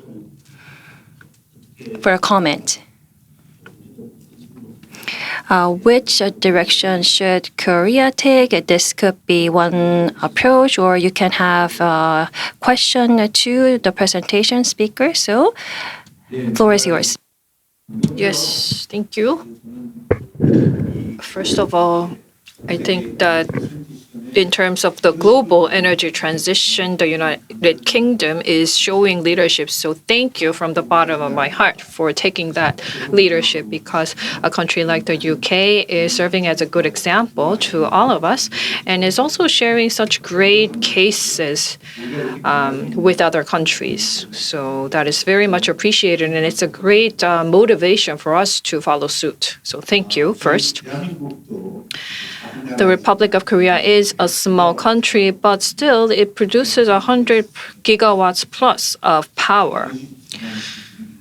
And we are experiencing much struggles in the energy transition. As you know, the cutting-edge manufacturing is the most important industrial sector in Korea, which means energy and power is very important.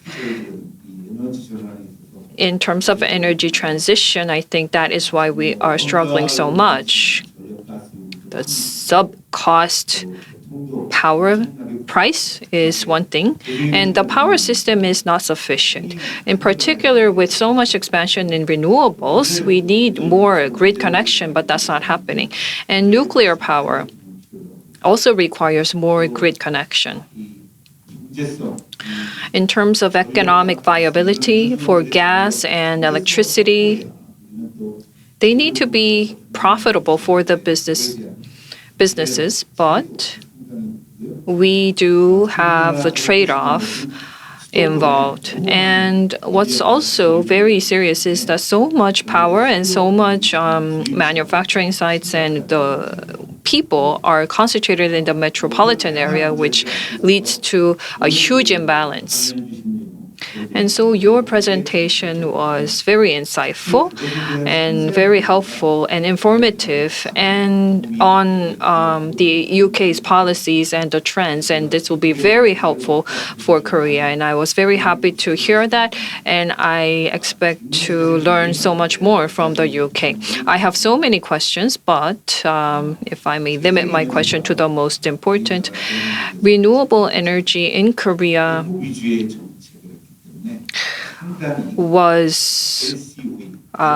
had a very high levelized cost of energy because of policy reasons, and in particular for the offshore wind. But in the UK, what did you do to lower the LCOE of renewables? And going forward, how will you continue to work on lowering that LCOE for renewables so that they can be profitable and economically viable? And the second question is that, as Professor John has mentioned before, LMP is still under discussion in the UK. So you have a single price system. And in Korea, there's a huge imbalance between supply and demand. But why is LMP not yet adopted in the UK? Although I think you partially answered this question already.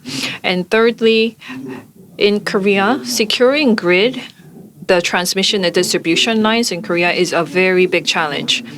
And as Mr. Ok has mentioned, there is so much challenge in operating the grid because of the intermittence of the renewables and the variability of renewables. So what about the UK? Your share of renewables is above 20%, and that's where we would like to be. But how do you address the variability of renewables in terms of operating the power system and the grid? So these are just the key questions. Thank you.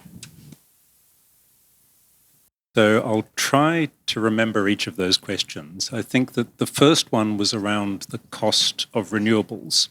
So we're lucky in the UK in a sense that we have outstanding wind generation resource. We have a lot of access to wind on our national waters on the continental shelf, so we can introduce a lot of large-scale offshore wind arrays. They are already the cheapest generation form in the UK. And I think the UK has a policy of wanting to create a level playing field for the costs of different technologies. There are some challenges there. We have a debate in the UK around whether some of the social and environmental costs should be levied onto electricity or gas. So currently they're levied onto the electricity system because that is more widely borne across society. More people have an electricity connection than a gas connection, so it's a more equitable distribution of those costs. But there is a debate about whether some of those social and environmental costs should now be transferred onto the residual gas grid, because gas is the generator of environmental problems. So there are some legacy socialized costs that we need to address, but the cost of the renewable generation itself is already competitive and has been driven down, partly because we are fortunate in our resources.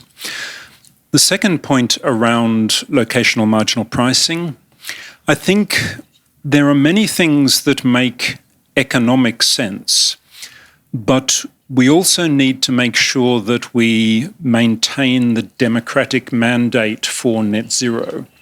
So I think as we move through the transition, we have to take the population with us. If we start to do things which the population thinks are inequitable or distribute the costs unfairly, then that will create problems down the line in terms of maintaining support. So I think all countries need to be aware that how the debate evolves around the energy transition and how the costs are distributed will be important in maintaining momentum. So I think there are very good technical reasons to move towards locational marginal pricing. It does introduce some additional complexity. We do have some differentiation in our distribution use of service cost. So for our distribution system operators, they do charge different distribution use of system costs, but it's quite a small change, so it's not something that the population notices. So I think here it's a matter of having a debate and thinking through the implications of this. I think it's a debate which will not take place in an election cycle because of the political ramifications of that. Sorry, I've forgotten the third question. Oh, grid congestion. Thank you very much. Yes. So, yes, I think there is a challenge with that. The UK government put in place its capacity mechanism so that we have the capacity to bring additional generation online when needed. We have still got capacity to switch up and down from our gas generators. So I think that for us in the UK, the debate is not one about the challenges between nuclear and renewable. It's between renewables and hydrocarbons. And because renewables are cheaper, they're pushing the hydrocarbons out. They've pushed coal almost entirely out of the system.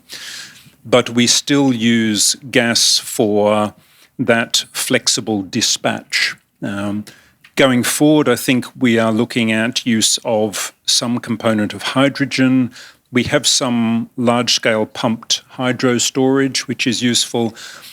But I think the other thing is a lot of our demand response has been from industry, and Korea has a lot of industrial use. So it's more of an economic challenge than a strictly technical challenge, I think. There are enough ways of dealing with the flexibility. The other thing is I think some of the designs of small modular reactors can load follow much more effectively than large-scale reactors. So depending on the introduction of nuclear mix, there is some capacity for load following there. So you don't have grid issue? We do have grid issues. We have quite an old grid in parts of the country, and it's constrained. We are reinforcing that network, and that will be important. There is a challenge that in many countries, grid constraints will be one of the slowest problems to resolve. We're seeing this in America, in Australia. The planning process for reinforcing grids is quite long, and there is a lot of negotiation around that. So I think as we go forward, grid constraints will become an important part, but that then determines where you install generation and storage and demand response on the network to alleviate those.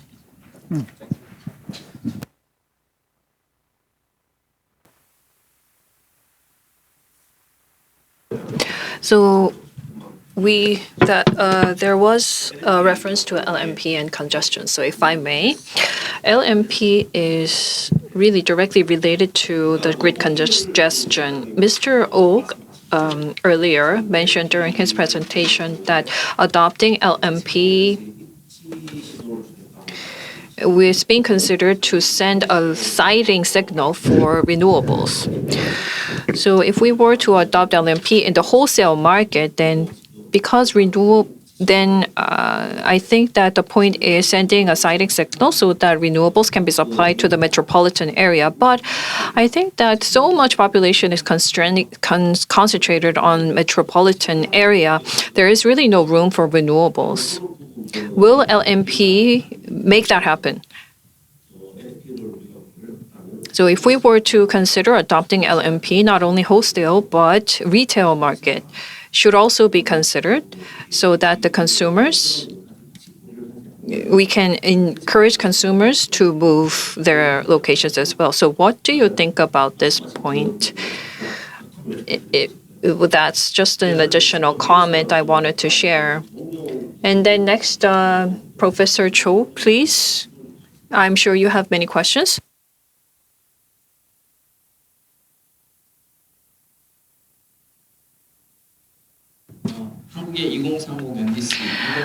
Korea's 2030 NDC and 2050 carbon neutrality goals are among the highest globally. And we believe that the reduction rate is around 5%, and by this pace, by 2028, 2029, that the annual reduction will be around 30%. So our goal is very ambitious and highly set and hard to achieve. 2030 NDC is really hard to achieve. But despite that, Korea is making diverse efforts. In order to increase the renewables, there has to be various options available. And in order to install, we are faced with many challenges and obstacles. And there are three biggest challenges regarding that. First, as was mentioned earlier, we have a planning approach. If you look at the current energy mix, everything is planned by the government. So every 2 years, we have a 15 years long-term plan. The government cannot predict what will happen in the next 15 years, but still, they determine the capacity and the planning for the energy demand and response, and whether the population will accept the new power mix. So this biannually planning done by the government is the biggest challenge the Korean power market faces. And to make it matter worse, the government is intervening the power market. I think the Korean society is very bipolarized in terms of the political stance. What we need to do is not focus on the planning, but we have to let the market play and market do the work. We have to set the clear rules. And I think that's the first thing that we need to do.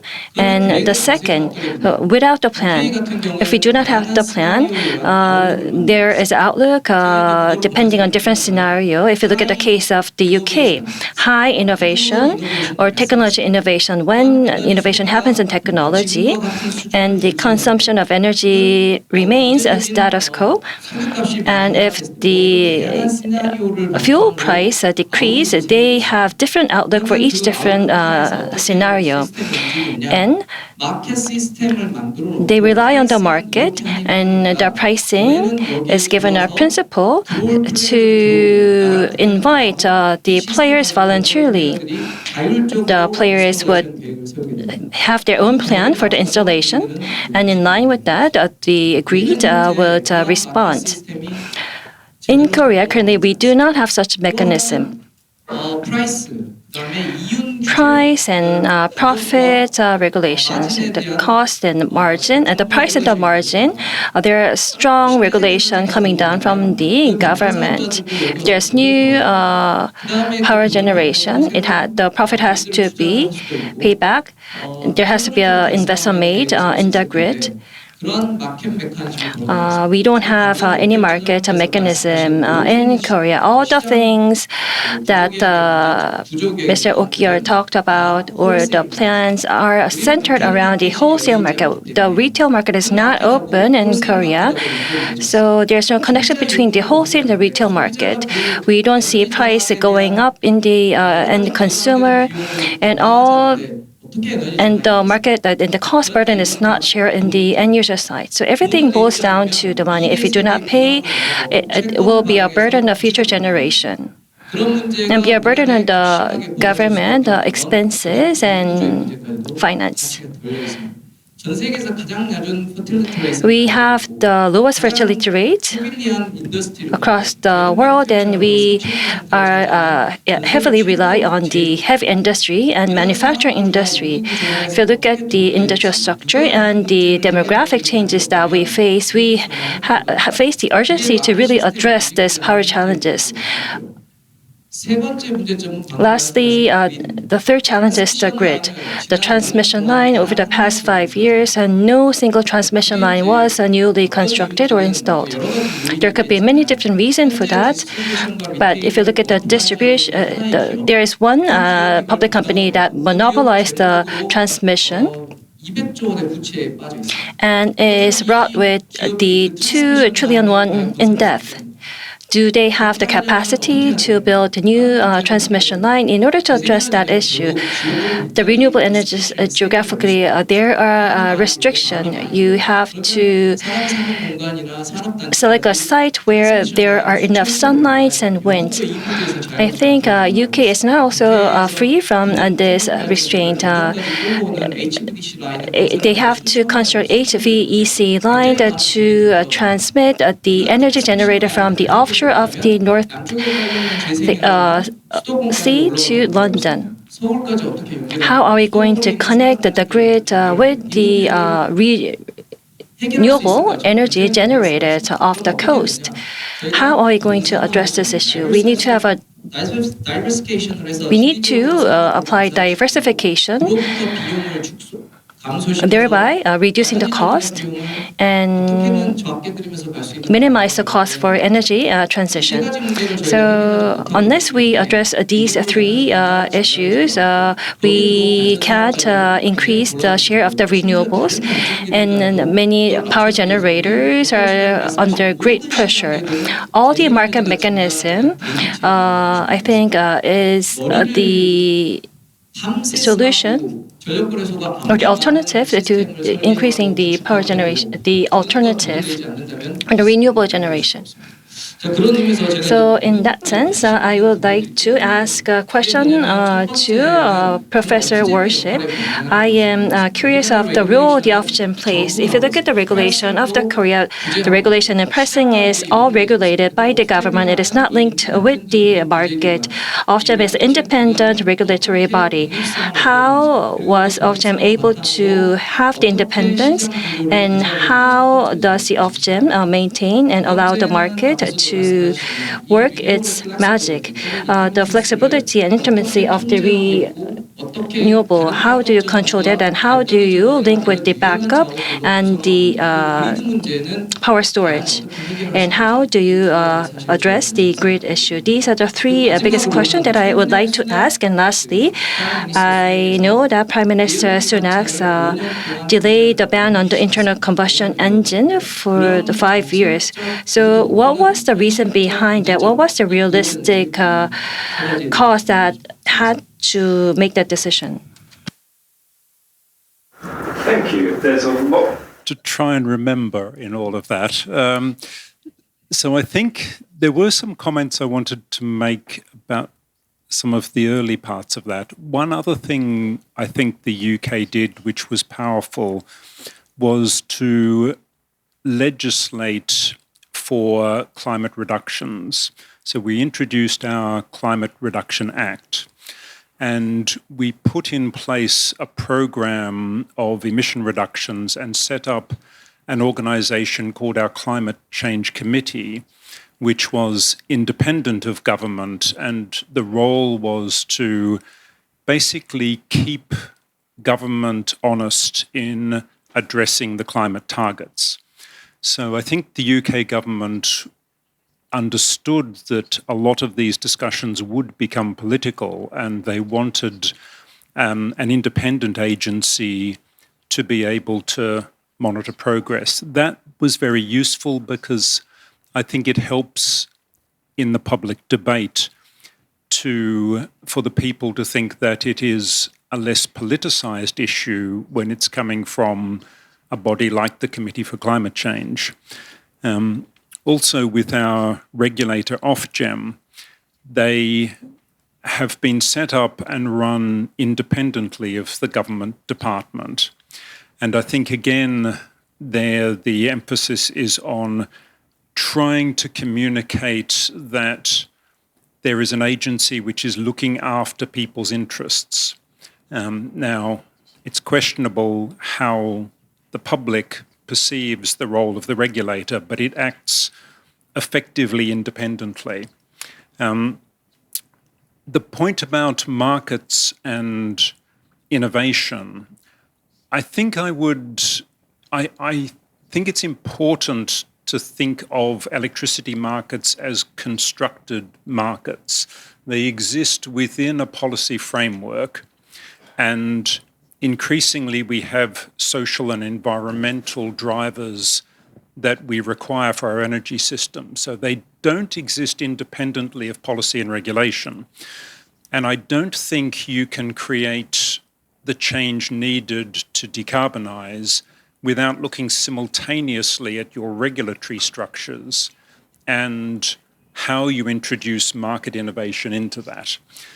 In the UK, we did struggle with getting our private participants to innovate quickly enough, and we had to change and respond to that and introduce our new agreement with our system operators that forced them to regulate. And so we put in place an innovation package which motivated them to run projects and integrate them into the system. So I think we have done some things quite well. I think the recognition of the Energy Act that has just been brought through in 2023 was that we do need a strengthening of this central oversight. And so markets alone won't deliver the system because the government needs to provide the certainty and the long-term planning to encourage investment. And that's where our Climate Change Act and our independent Committee on Climate Change gave assurance to the market that we would deliver on these goals. That allowed for investment, and then we introduced a regulatory change to promote innovation. That helped get the financing in place. I think with respect to the question of network constraints, this will be a challenge. I think that it depends partly what you do with the energy when you bring it on shore. So as we move into having even higher percentages of renewable, there is debate about co-locating large energy demands such as electrolyzers for the production of hydrogen near to where the energy from the offshore grid arrays comes in. So that means you can take the variable renewables and convert that when it's cheap into hydrogen for long-term interseasonal storage and for decarbonising aviation potentially and other sectors. So it is this whole system planning approach of how we locate future demand. So we're also looking at building out large-scale battery manufacture, which are very energy intensive. So we need to locate those where the signals are cheapest. But this comes back to the previous point about ensuring we get signals to the end users that not only say where to invest, but also give signals about when to use energy. This was the point about having a supply side marginal price as well, so that you encourage people to move energy demand as well as stimulate investment in new energy infrastructure into the network. You need both the supply side and the demand side to make that work.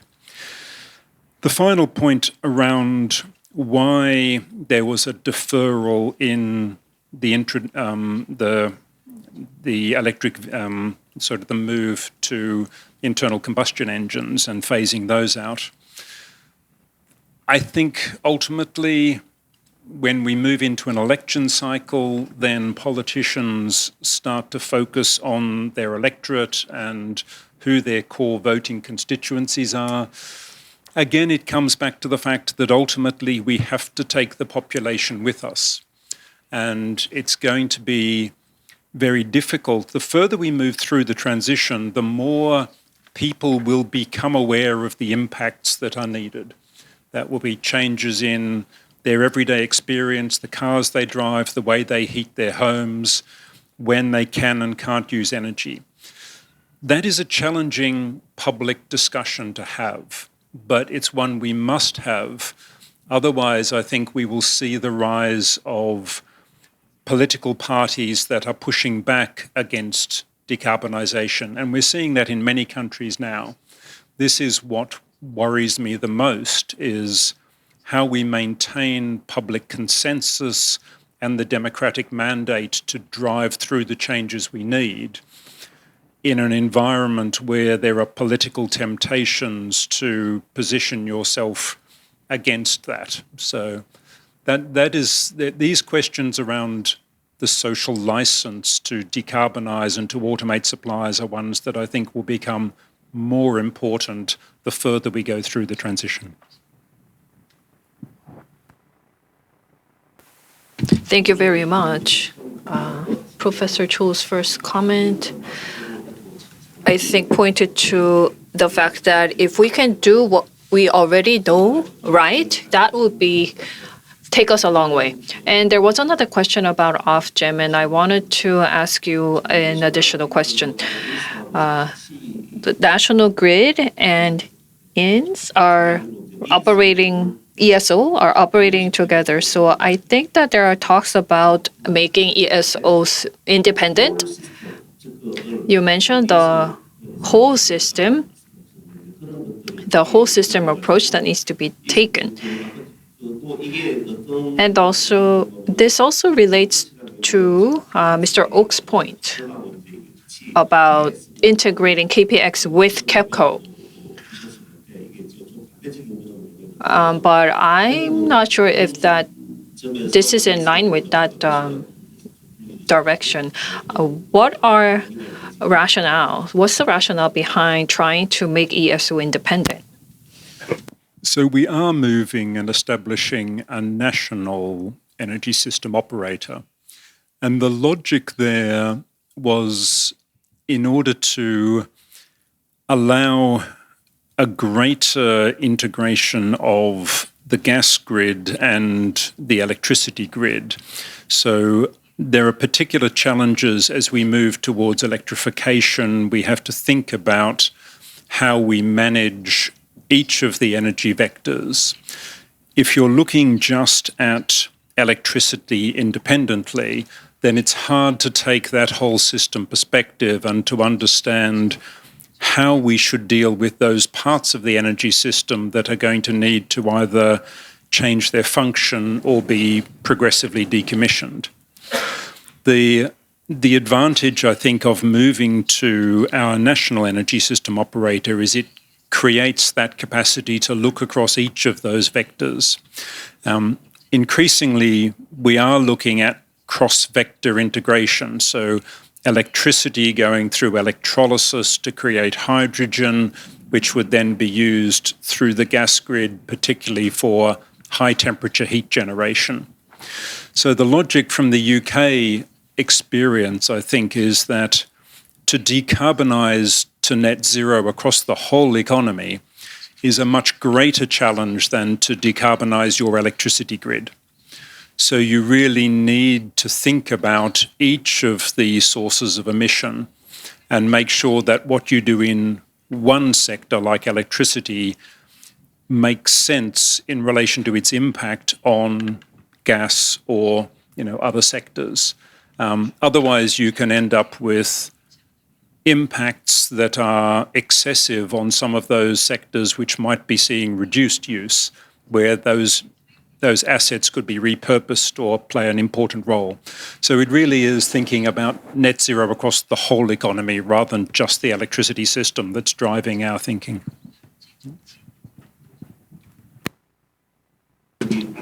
Yes, during the presentation, you also mentioned how Ofgem is leading energy transition. And you also mentioned the functions of a national ESO. Back in 2000, so 23 years ago, UK set up Ofgem. But Korea has yet to establish such an organization. So I think maybe Korea is doing fairly well, considering that we don't even have an Ofgem equivalent. So I hope that KPX can aim for establishing a national ESO as well. So next, we turn to Mr. Kim Han-guk from GSEPS. Hello. I work for a power generator called GSEPS. I am in charge of policies. First of all, listening to the case of the UK, I was very envious of the UK in terms of decarbonization. You already have such a high share of renewables in the power supply, and there's so much to learn from UK. And then from the presentation from KBX and the plan for market reform, we are just taking the first step towards market reform, and I understood how much work needs to be done and how much challenges need to be overcome. So as a power generator, as we take the first step towards carbon neutrality, what can be done? Well, that was the perspective I had in mind as I listened to the two presentations. So as I listened to your presentations, I came up with one keyword: flexibility. From the UK's example, all the systems and everything that needs to be considered was centered around flexibility. And KPX's market reform is really centered around flexibility as well. So in Korea, I think we only thought of flexibility in terms of supply, but we do need to think about the balance between supply and demand and consider flexibility in striking that balance. In Korea, there are some energy issues. How many new gigawatts of renewables or nuclear plants need to be set up, and what kind of renewable facility routes should be in place? And as a bridging power source, what's the role of LNG, and how far along should we continue to use LNG as a power source? So there are controversies arising over these issues. In the basic power plan, these factors are being considered. And these issues, some of them need social consensus, others need others involve political intervention, as Mr. Ok has mentioned. But aside from that, purely from an energy perspective, I think these issues all relate to flexibility. Nuclear power plants are very rigid. Ramping up or down a nuclear power plant is very difficult. They need to run on a steady basis 24/7. Last year and this year, we've already seen our power system requiring a ramp up or ramp down of nuclear units. How many more nuclear power plants need to be built in Korea depends on whether the power demand is enough to accommodate the flexibility in the power system.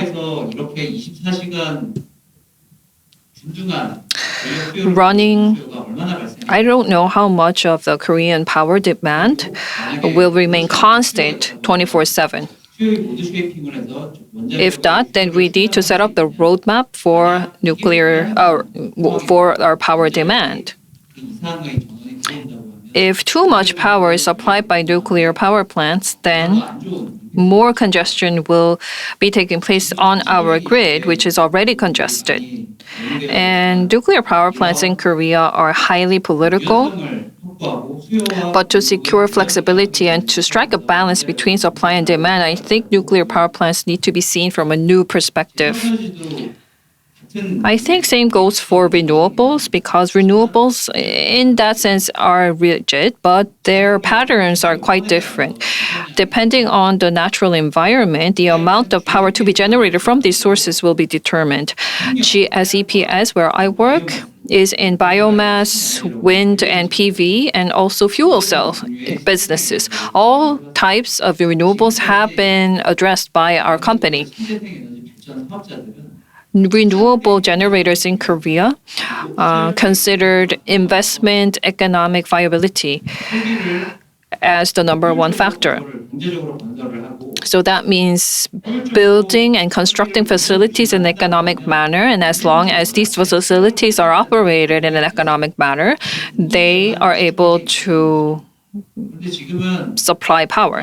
They only focus on the supply side, but as KPX has mentioned, our speaker from KPX has mentioned, the power system in Korea is deteriorating.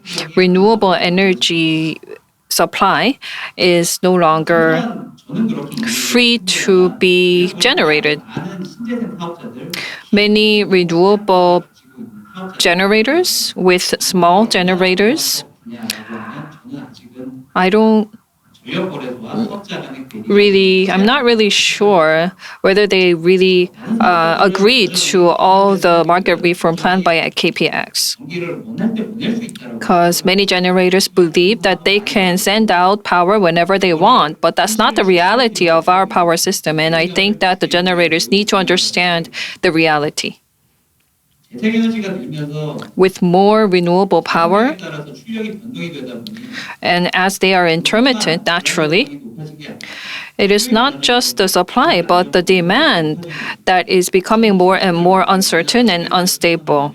If you look at the power pattern of 2022, the maximum and minimum maximum demand and supply are going up, but minimum supply is going down because renewable energies are directly related to demand volatility. With demand becoming more volatile during low demand times, renewable energy sources are exposed to the risk of ramp down.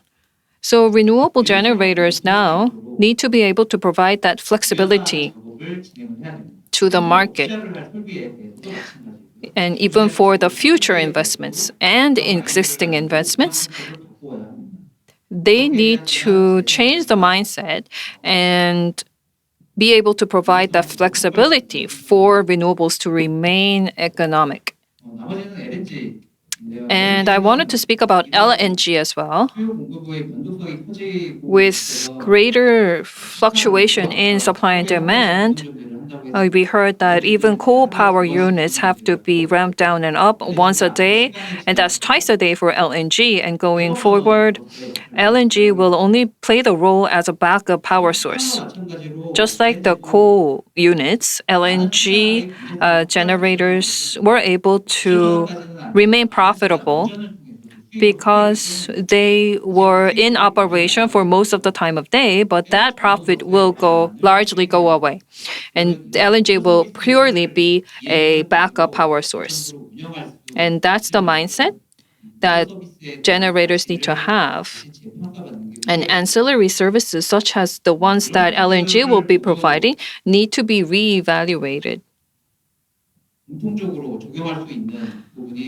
And what's the common thread that runs all this is securing flexibility for supply and demand. So I looked at the theme of the symposium today from a power generator's perspective. What can we do? We need to understand that the power market has changed, and we need to make an effort to provide flexibility. And such efforts need to be made not only by one or two companies, but the entire power sector. The different mechanisms that are being planned by the KPX need to accompany clear incentives. So I say incentive, but it's really making the pie bigger rather than taking away profits from one side and sharing it with others. many systems planned for better flexibility follows the same pattern of taking away certain profit from certain players to many others. But in that way, we cannot revitalize the market. So going forward, as we design the market, I think that a clearer incentive signal should be sent out. So that's just a request to KPX. And as for the question, I wanted to ask one question to KPX regarding LMP. We've had many questions already, and I think that the UK is already considering to adopt LMP, and so is Korea. And Korea is also thinking about adopting LMP within the year. The goal of LMP is really to strike a balance between supply and demand by sending the right signals to different regions. So are you going to send a signal to future players or existing generators as well? That's number one. And to send the right signal, the existing generators, I think, need to be given the signal as well. Professor Chun mentioned earlier that in the metropolitan area, there's really little room for renewables, and he wasn't sure whether signals can be sent to the metropolitan area. But to strike the right balance between supply and demand, I think that we need to send the right signal, particularly to the supply side, meaning that this signal should not just mean that existing players can take more profit, but that the existing players should be able to relocate to metropolitan areas with sufficient time and system support given. So if you have a comment on this, I would like to hear it.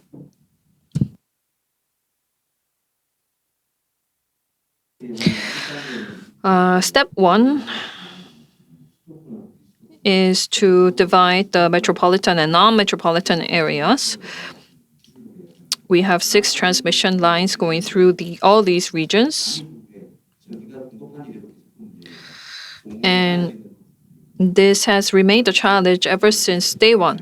So number one is to divide the metropolitan and non-metropolitan areas. And of course, we are bringing changes to the spot market. So not only the existing but future facilities will be considered for signal sending. And in terms of investment, the signal will be sent for siting the facilities to come, and also in terms of operation. For instance, if we have surplus renewables in the southern part, that means the price will remain negative for that region forever.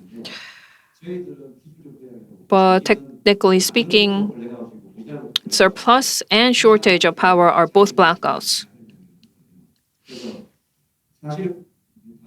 So the answer is that yes, both existing and future facilities will be sent the signal.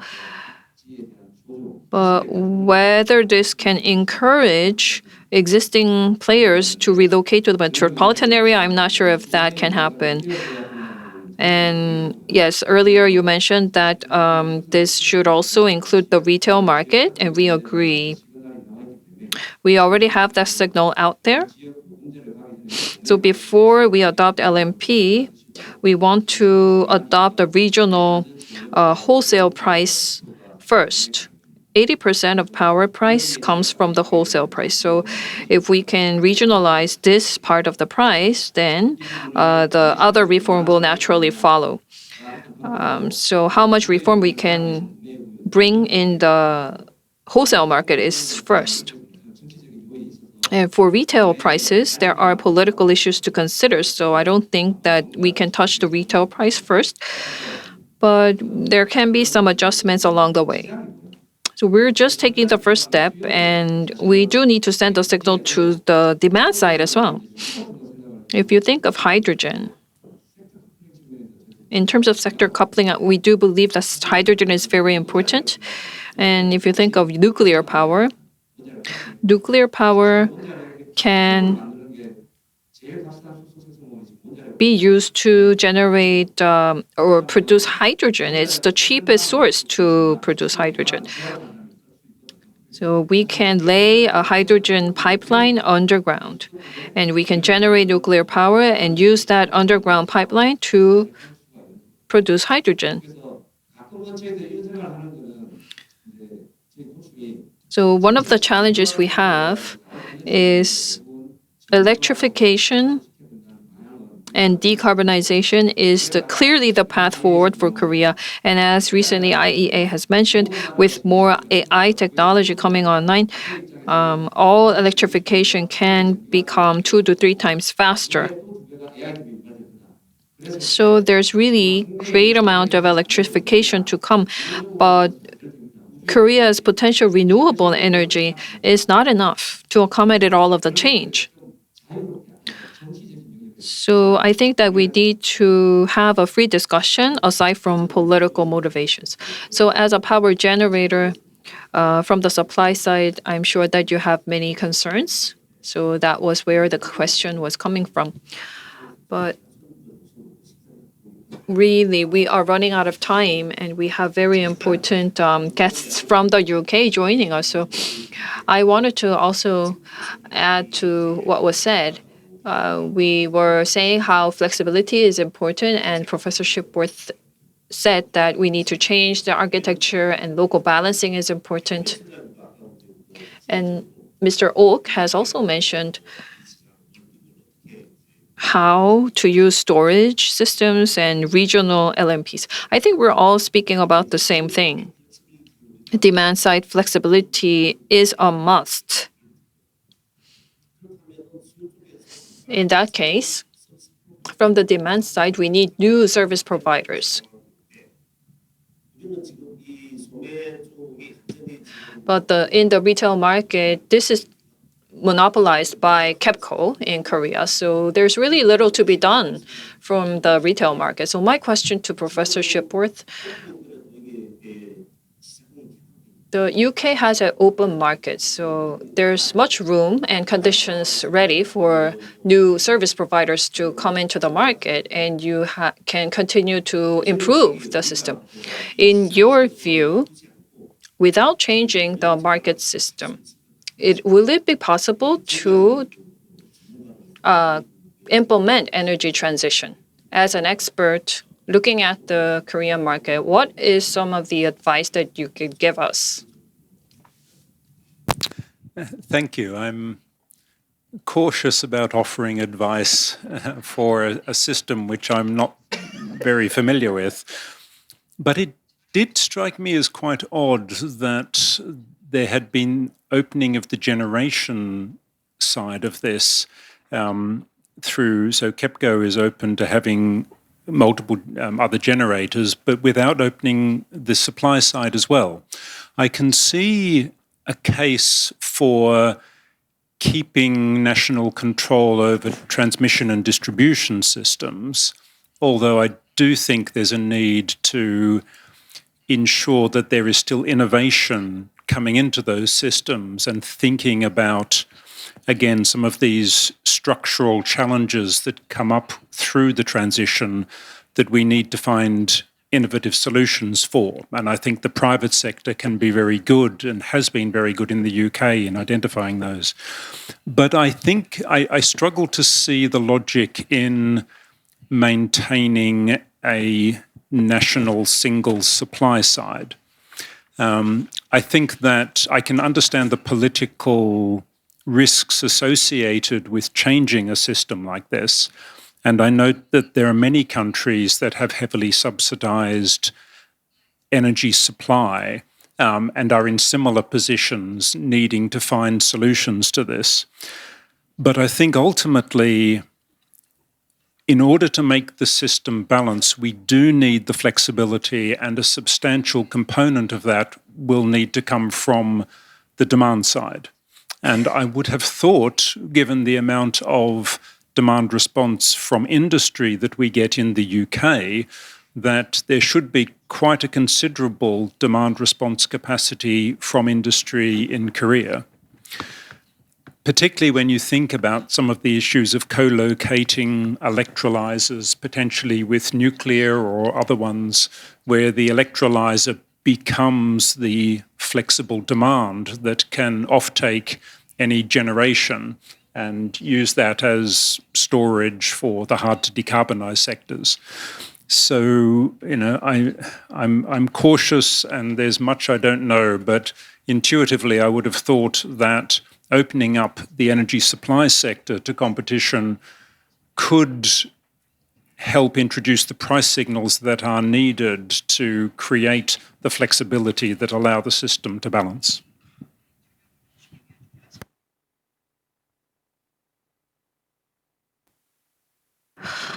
Thank you very much, Professor Shipworth, for the very cautious but very informative advice. Thank you for that. Next, to Kim Ja-hyun. I'm a researcher from Solution for Our Climate. Thank you very much for participating till the end of the symposium. There were many discussion and informative and productive discussion. I don't think I have much to add, but to Professor David Shipworth, you talked about your personal insights, and I think that monitoring and evaluation was the most interesting part. In our solution for our climate, in Korea's process of energy transition, that's what our organization does. For the energy transition and also to have a renewable friendly policy in the Korean market, I think the reason that you invited us to this very important symposium is to learn from the UK practices and also the experience in opening the Korean power market. I think that was very meaningful. So I think the changes and the challenges in the new power market is the title. What changes and challenges were in the UK market? You already covered that in your presentation. So I want to look into a more macro perspective. What are the things that we need in the macro perspective?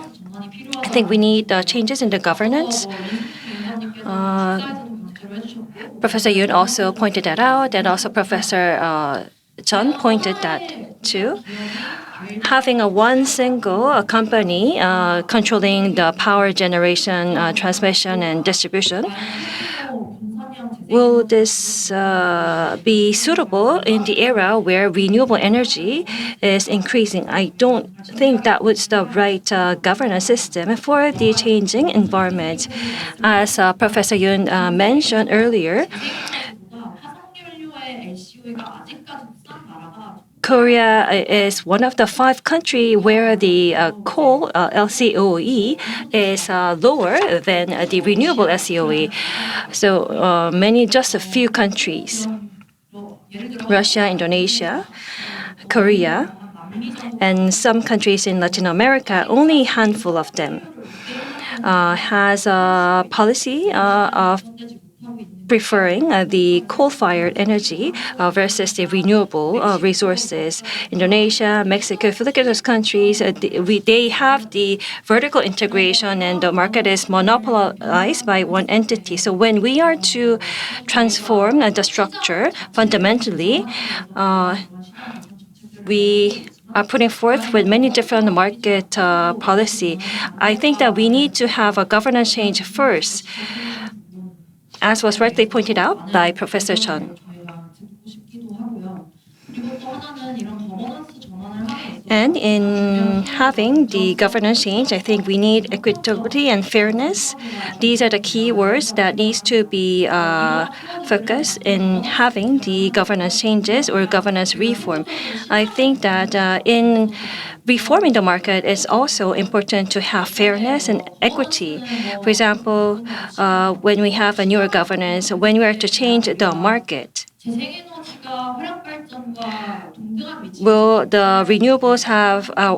renewables compete in a level playing field against the coal? I think that many of the generators, including GS EPS, will have a balance and clean access, the clear access and free access to the market data. Will we have an open market system that allows that? I think this is a question that we need to address and ask. And in that sense, I would like to ask to both our presenter. First, to Professor David Shipworth. In the 1990s, the UK had unbundling for the power market. What was the highest priority in that place? What is raising the public awareness, or was it having an independent regulatory body? So, what was the highest priority when you introduced a market reform? And my second question is, with the renewable playing a greater role and having a reduced risk, in order to make a renewable energy more efficient, Korea is faced with issues related to curtailment. I heard that curtailment also happens in the Scottish offshore power. So within the UK power market, how do you address that issue? And my question to Mr. Ukiyar. In opening the power market by the KPS, I know that KPS is struggling and is faced with many challenges. But as we go forward in changing, I think the role of the KRX also has to evolve and change. So, in your view, what role can KPX play in the future going forward? And what do you think is the right role for the KRX or KPX? And you in also reforming the spot market, we have to have a right building block. And I think you had a plan, like a module plan. I think we have to go beyond that, and we have to have a more macro perspective and make it more climate friendly. And if we are to do that, what turning point do we have to enable that? Thank you. Okay. Thank you. So I think two primary questions, one around the priorities during market liberalization, and the second around how we deal with curtailment. So the first, I moved to the UK in 2000, so a little of what was happening was before my time. But I think it was driven in part by the government at the time under Margaret Thatcher, who had a particular approach to the relative importance of public and private sector. So we saw a liberalisation of the market on the belief that competition would drive down prices. And that, I think, in balance has been correct. I think that we've seen a lot of benefits from market liberalisation. It's not been smooth sailing. And certainly at the time, there was a lot of political consequences as a result of liberalisation. But I think, as I mentioned briefly in the talk, one thing the government did do was to try to encourage people to buy shareholdings in the companies. And that, I think, helped make the political decision easier as part of that process. So I think the drive there was partly a belief in the power of free markets. And I think, beyond that, I think the priorities were around trying to drive down prices. So ultimately, it was sold to the end user as a way in which competition would deliver benefits to the sector and to the end user. So I think that's part of the messaging. With respect to curtailment, I think what is important is the amount you need to curtail depends on your market structure and your capacity to predict demand. So this is where it can't be thought of in separation to how you have structured your market, how much of what you're doing is on forward contracts, how good you are at predicting expected demand on the system, and your capacity then to choose between demand response versus curtailment. So I think that we don't curtail as much as you might expect because generally we're quite good at predicting the demand on the system and clearing the market to meet that.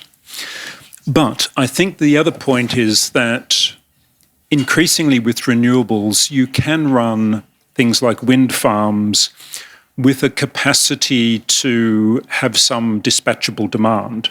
So with large wind arrays, you can run them so you can basically turn up and down power depending on array configuration. So this does give you some capacity to flex demand, which reduces then the intermittency impact on the system, as well as meaning that curtailment can be almost factored into the economic design. So you might be paying wind farms to generate at 80% of their capacity, but over a much longer period of time, and then paying them a capacity mechanism charge to be able to increase or decrease output on top of that. So I think it's important that things like biomass and wind do start to offer some of that flexibility, but that depends on the contract structure and making sure they're reimbursed for that. But as those costs come down, it's increasingly easy to justify that relative to the cost of other sources of generation, particularly in the UK context. Also noting that, of course, we have a carbon market, so that we have additional costs on fossil-based generation. So I think you also need to think about, do you have a carbon market? What is your carbon price? And then that's factored into these larger questions around the cost efficacy of renewables.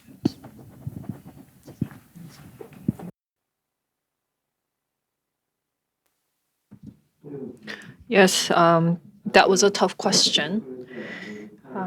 I think the future role of KPX, as Professor Chun has mentioned, I think should focus on networks and monopoly operation. And KEPCO's transmission and distribution roles can be integrated with KPX. So I think that integrating KPX and part of KEPCO's role will be ideal. And I do believe that just as in UK, we need to have a whole of system approach. For the basic power plant, we need to have a whole system approach, and we need to consider natural gas as well.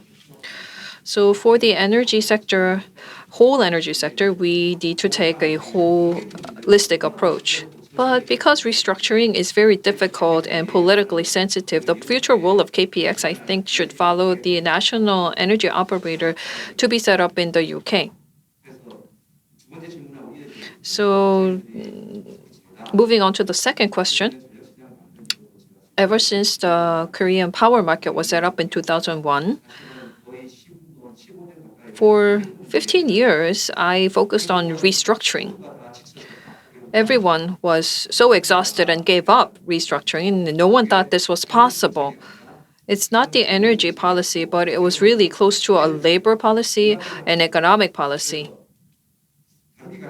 So this was a very, very difficult issue to handle. But from a holistic perspective, I think that the power market is a little bit liberalized, but in the gas market, this still remains a strong monopoly.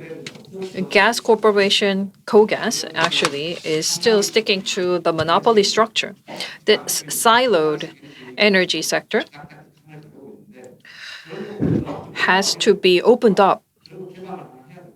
That's number one. And number two, no matter how much open these markets are, no one will come to play in the market if no one can enjoy the profits. So all the power market decisions need to be independent from the politics, and power tariffs should be controlled aside from inflation.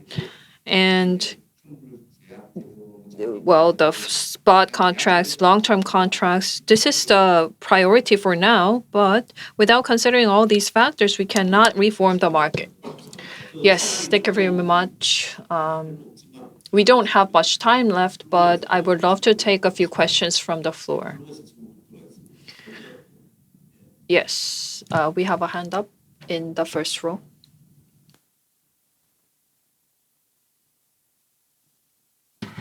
Thank you very much for all the input. Since Professor Shepard has flown a long way, I have a question for you. I think the statistics are striking. In 2000, you said you went to UK in 2000, and if you look at the statistics, IEA, the renewable share in the UK was only at 3%, and Korea's share was 2%. And 20 years later, Korea is still less than 10%, whereas the UK has reached 40%.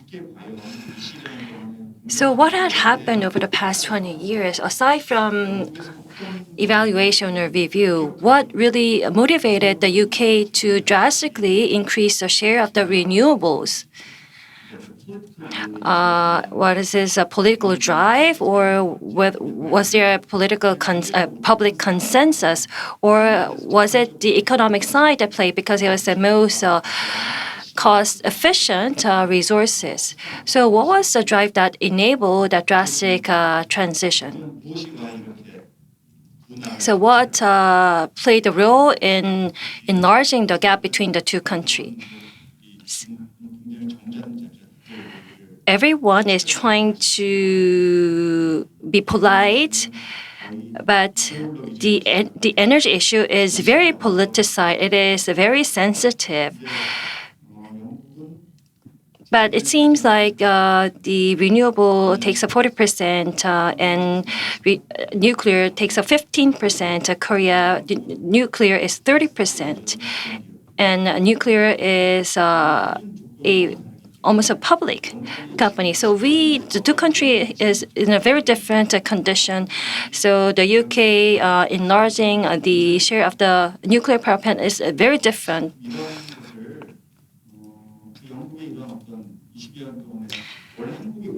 So the Korea is very fast to change, but I don't know why we are very slow in adopting the renewables.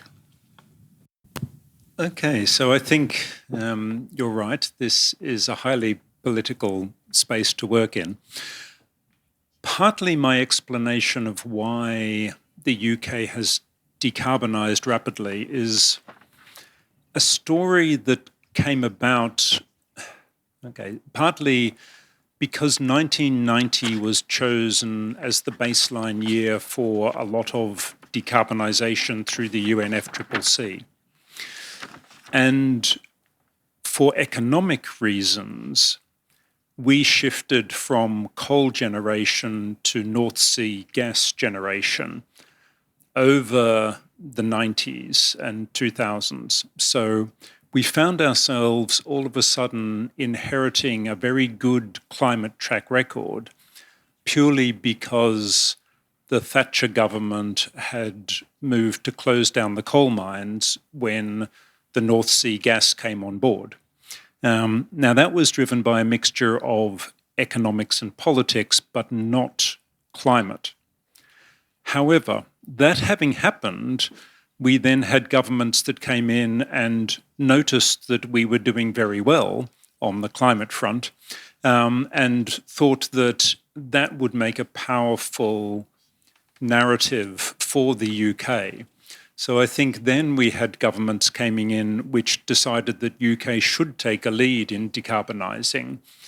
And then at that point, we started to look at the question of, I think, the risk of potential declining North Sea gas supplies.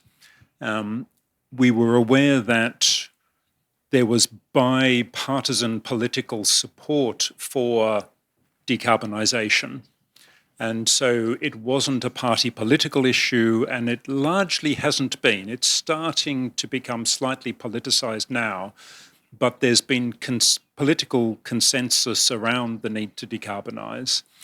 I think partly also there is a narrative around the UK being one of the founders of the Industrial Revolution and having an historic obligation because of our legacy carbon emissions. So when we negotiated with the UN FCCC process, there was a sense that we had some historical obligation to decarbonise because we'd benefited from the use of so much carbon since the Industrial Revolution. So I think there's a few political narratives that came together which meant that the government could move to introduce climate change mandates into law. So we introduced our 80% target. I think at that point, there was a lot of interest in wind, particularly onshore wind at that stage became more environmentally viable. And so we then started investing in that, and then that's progressively moved offshore. So I think, yes, we have decarbonised our electricity system. I think it's a mixture of good luck and good management.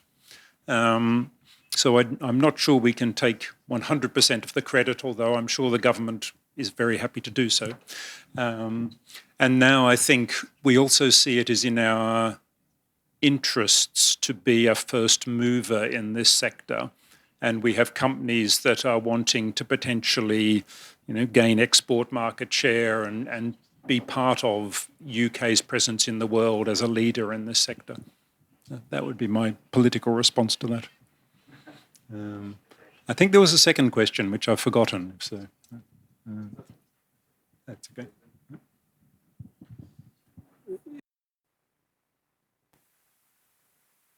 And Dr. Kim is next.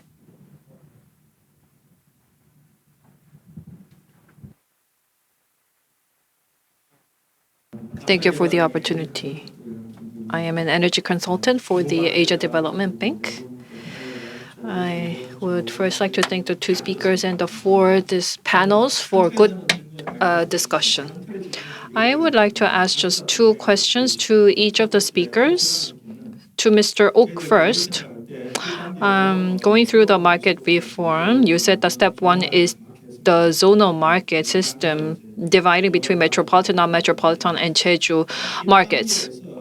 In step one, in the first half of your presentation slides, there's a circle indicating a large demand in the Seoul metropolitan area, and in the Yeongnam area there's a balance, and in the other areas there's oversupply. I think that Yeongnam will be having a windfall or having a very negative impact. So why do you divide the region into three, not four markets? And to Professor David, you explained the wholesale market splitting and you mentioned CFD. And CFD in this context, is it a CFD by strike price or CFD by bidding price? I understand it as a CFD by bidding price.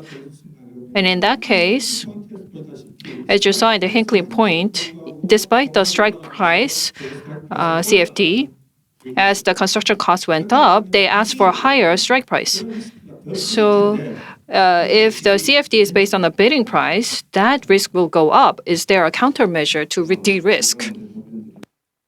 If I can go first, the reason we divided between metropolitan and non-metropolitan area is that when we actually operated the power system, we have divided the generators based on this location, and it's easier to divide the market that way. And theoretically, Chungcheong, Honam, Yeongnam, Gangwon, and then Seoul, Jeju, 6-7 areas are subdivided. But we are not able to divide up the market into these small sectors because our grid is meshed. It's very difficult to divide up into these small segments. So that's why we went to a zonal division between Seoul and non-Seoul areas. So the key issue with zonal pricing is the discrepancy between the zoning and the actual power system operations, and it's very difficult to overcome. So that's why we divided Seoul and non-Seoul areas. I think it's important with respect to the strike and the bidding price to divide nuclear from the renewables. So the nuclear price is one that is negotiated between the suppliers and the government. And because of the sheer scale of the project, the developers have a lot of leverage over the government to renegotiate prices. On our renewables, then there is an auction process with sealed bids, and we run a reverse auction to get a strike price. So we basically unseal the bids and then take them from the cheapest up until the ceiling for that particular round is reached. We haven't seen a renegotiation of the strike price for wind and other renewables. So I think you need to take what's happening on the nuclear front and treat it separately for the wind front. There is a question about nuclear and why the UK is going for nuclear, and I'm afraid I'm unable to give an economically rational explanation for that.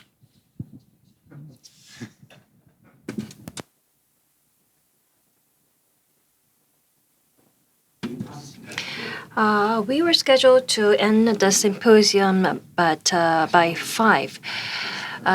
Although we are a bit behind schedule, I will get just one more question. Please keep your question short.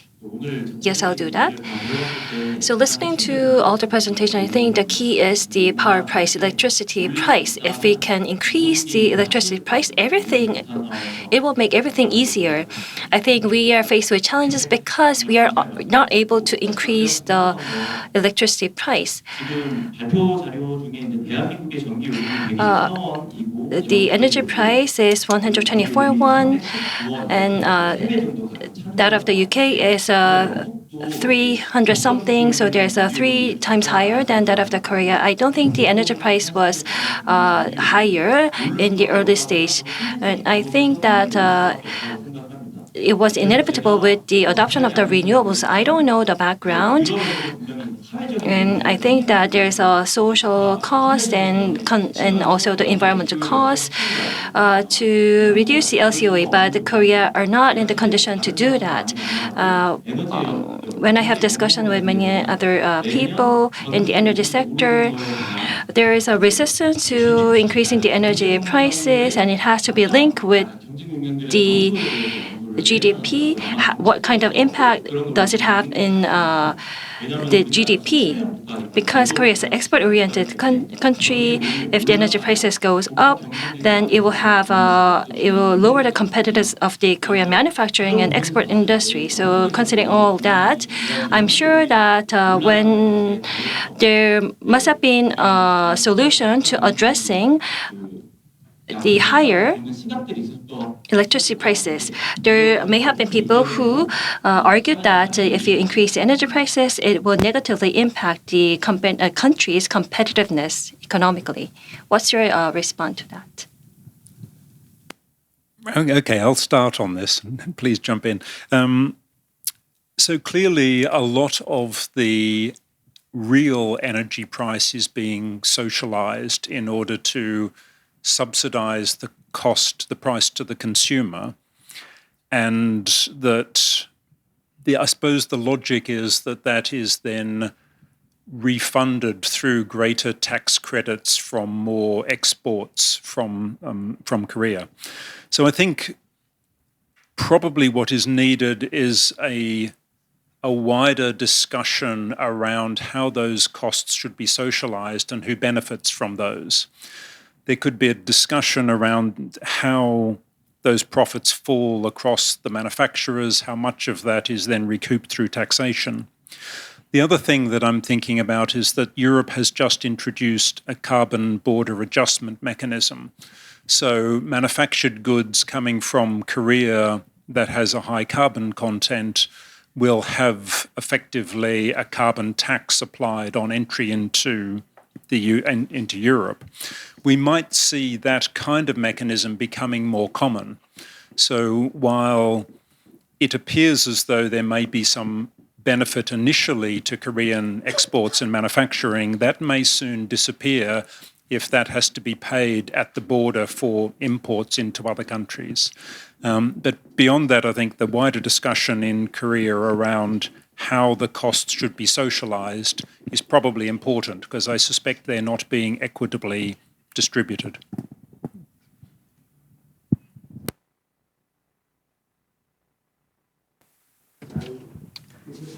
Yes, I believe that was sufficient. That sufficiently answered the question. So we have already used up all the time given. I would like to thank all the speakers and panels, Professor Shipworth and Mr. Oh. Please give them a big round of applause for their wonderful presentation and discussion. And also to our panel, please give them another big hand. Thank you all for joining us until the end of the day. And with that, we would like to conclude the symposium. Thank you.